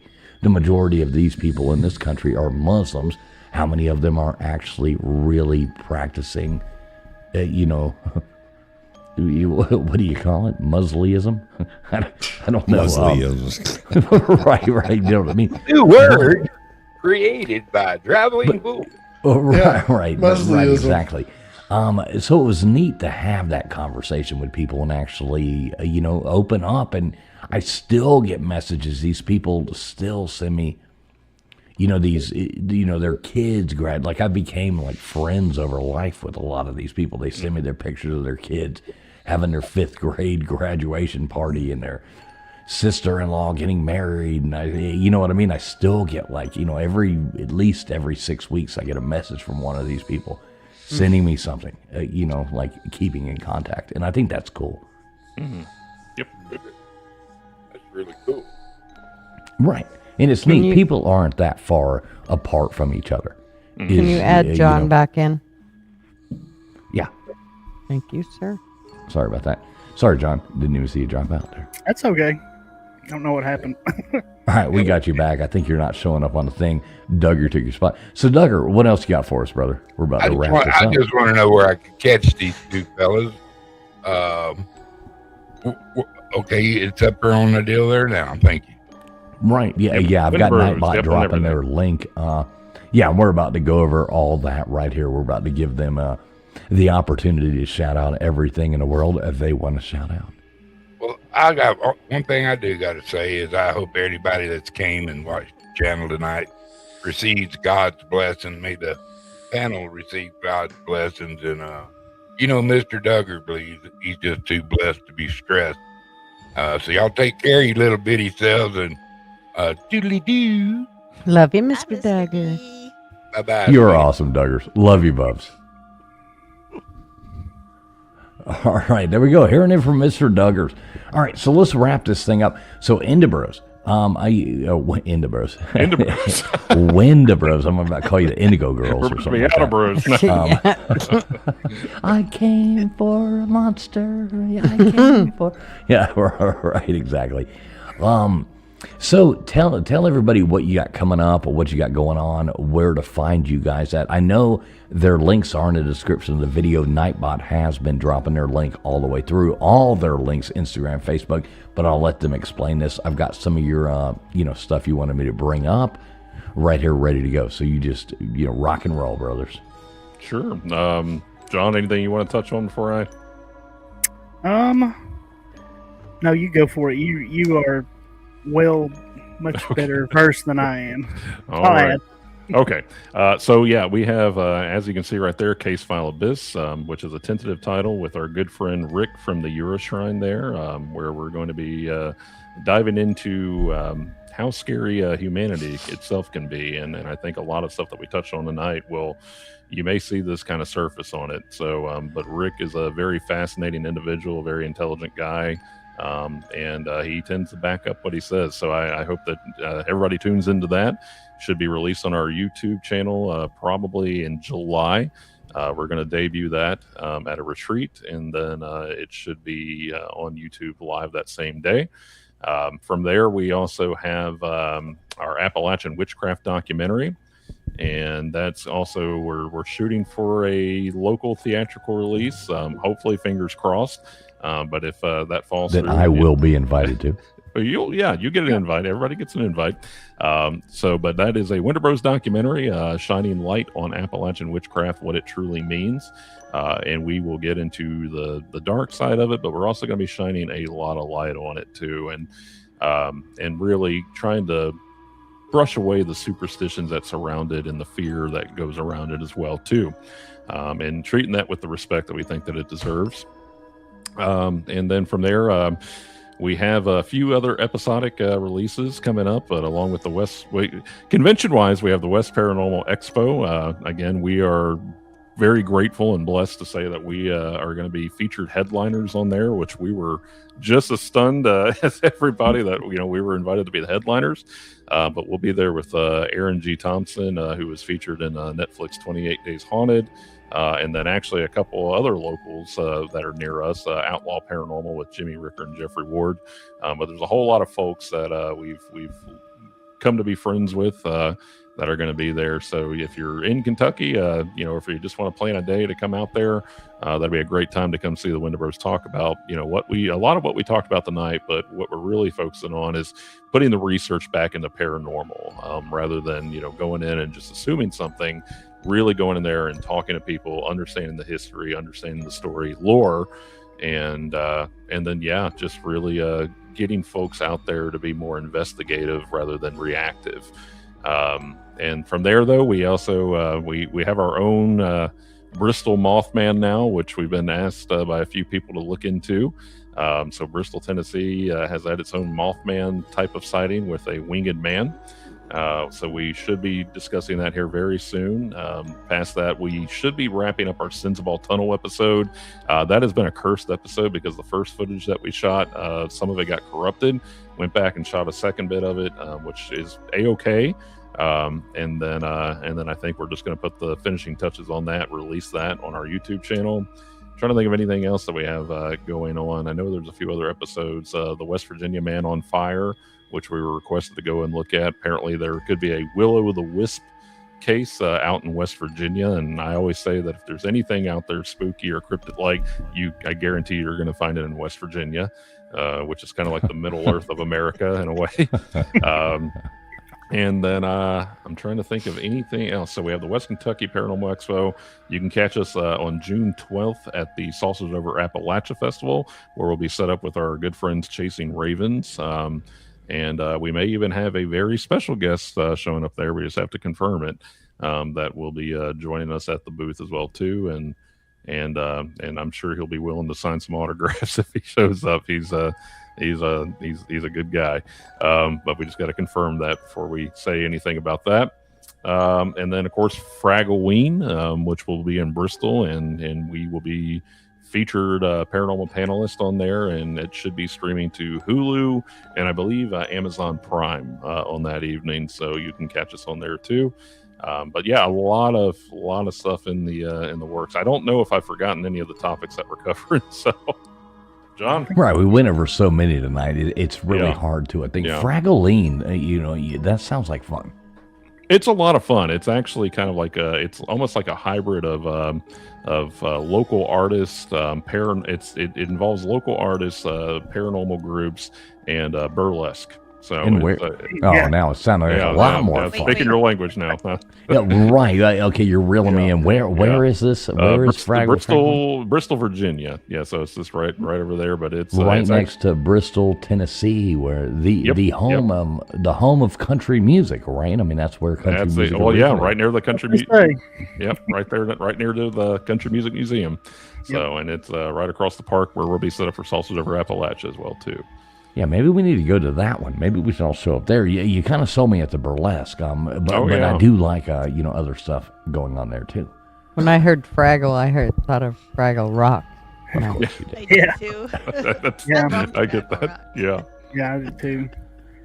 Of course you did. Well, guys, thanks for coming up. Hang tight here for one moment before let's wrap this up. Sit in the back for a second. I want to exchange a couple things. Gunner's Pub, what you got coming up for us this week? I will be on vacation for a couple weeks due to some stuff that has gone. I have a vacation coming up and we're going camping, and then the next week I have something going on Friday night, so I won't be here for the next 2 Friday nights. So the proper answer is nothing. So nothing, but LW has something to say. Because he gave somebody's word that he would say it. and now he has to say it. Well, you could have All just right, waited till it LW, was the ball's in your court, sir. I love Yeah, how but she he just- wasn't gonna. You could have just wait until it was my turn. But I wanted to thank the guys for showing up tonight. It was Thank fun you for having talk, us. and I'm really looking forward to that stuff you talked about you were doing. It really sounds interesting to me. And I also wanted to give a shout out to the best recording artist in the South. Give a big woot woot to KJ in the chat. Yeah. That's what he needed to say. Woot. Always good. KJ's not here tonight. She's down there doing some gig in Savannah, rocking it out. So good for KJ, and she's always there. We love her. So LW, you got anything else for us? I'm going to do the short version like Gigi should have done. Nothing this week. Okay, cool. Thank you very much. Old Man Builds, what you got coming up for us, brother? Well, last time I lifted my gravity flyer on the scale, about 1.5 pounds is the weight loss that I got. And I'm looking to get 7 pounds out of it. I'm going to try to cancel out that scale this week. So I'm kind of excited. I doubled my testicle to see if I can't do it. So we'll see if we got it. All right. Well, I'm glad you now have 2 testicles. So that is always good to hear. Double the size. Right, double the size. Yeah, it's Didn't all about shoot right the other way. Tombstones, what do you got coming up for us? Yeah, y'all check out Old Man Bills, though. Anybody up here, you can type in, Gutters Pub. You can type in Old Man Bills. You can type in the Wendibros. I know I do have all the Wendibros links in the description of this video. So just go there. They're on Instagram, Facebook, anywhere in the world you can type in Wendibros. They're the only ones. Old Man Builds, only ones. Gutters Pub, only ones. Traveling Fools, only ones. Tombstone Dead Air Time, only one. What do you got for us? A lot. It's a lot you have to type though. But yeah, I took a week off because I was sick, so I haven't done anything, but I do have some videos that I'm going to post because even though I wasn't feeling well, I was still hanging out at the cemeteries. So hopefully I'm going to go In live. case she died, she would be there. Just in case. I wanted to be close to a hole. Just fall Roll in you it. in. Just throw some dirt on me. I'm all right. But I don't have any more haunted cemeteries. Those were kind of a bust. Well, the first one was good. The second one, I don't think it's haunted. But yeah, that's about it. I've got to look and see what I've got going on. But it'll be something. It'll be something fun. It'll be something great. That's how you got to sell it. It'll be something great and fantabulous. It's gonna be fantastic. Yeah, don't be out there like it'll be something okay. It'll be the best thing you ever seen on all of the YouTube streets. Make sure you tune in. Check out Tombstone's Dead Air Time. I know Nightbot has been dropping all these people's links. Go in there and sub them up. Make sure you sub up, support these people. Doug, John, Wendibros, thank you so much for coming on with us tonight. As always, make sure before you go and debut some of these things, if you ever have hey, this is coming out next week. Hey, this is coming out on Friday. Hey, this is coming out on whatever. Pop in here the week before. Just text me. even if you just come on for 5 minutes, we'll bring you up. Tell everybody out there what you got coming up so people, we'll push people over there. Thank you. Thank you. We appreciate that. Yeah, make sure you do that, man. Be a friend. You got my number. Just text me and say, hey, I got this coming up next week. Can I pop on for a minute on your Friday? You know what I mean? Sounds good. Boom, boom. We'll have you up. Appreciate it. Yeah, man. As always, thanks for coming on. Hey, guys, everybody out here tuned in tonight, we really do appreciate each and every one of you. I know we had a lot of people coming in here, like Mishka, Gene coming in there, Johnny Utah, Little Miss Velvet, Red Velvet, of course. We all like Red Velvet a lot better. Good to see you. Steve Harloha, all you people who supported the show, much appreciated. We will probably be doing trivia this Sunday night at 10 o'clock Eastern Standard Time. Well, more like 10:10 probably because, we never start that on time. And nothing ever starts on time. But, yeah, we do appreciate everybody coming out. Please make sure you sub up everybody over here. Hit the thumbs up on the way out no matter where you are watching from. We appreciate each and every one of you. God bless, and we hope you have a great rest of your weekend. Have a good night, everybody. I'm trying to find something to play. This producer, guys, took everything down. So, I don't know. Here we go. We're going to write him up. Thanks for showing up, everybody. Right, yeah, listen to what LW says. Here we go. Y'all have a good night. Thanks for being here.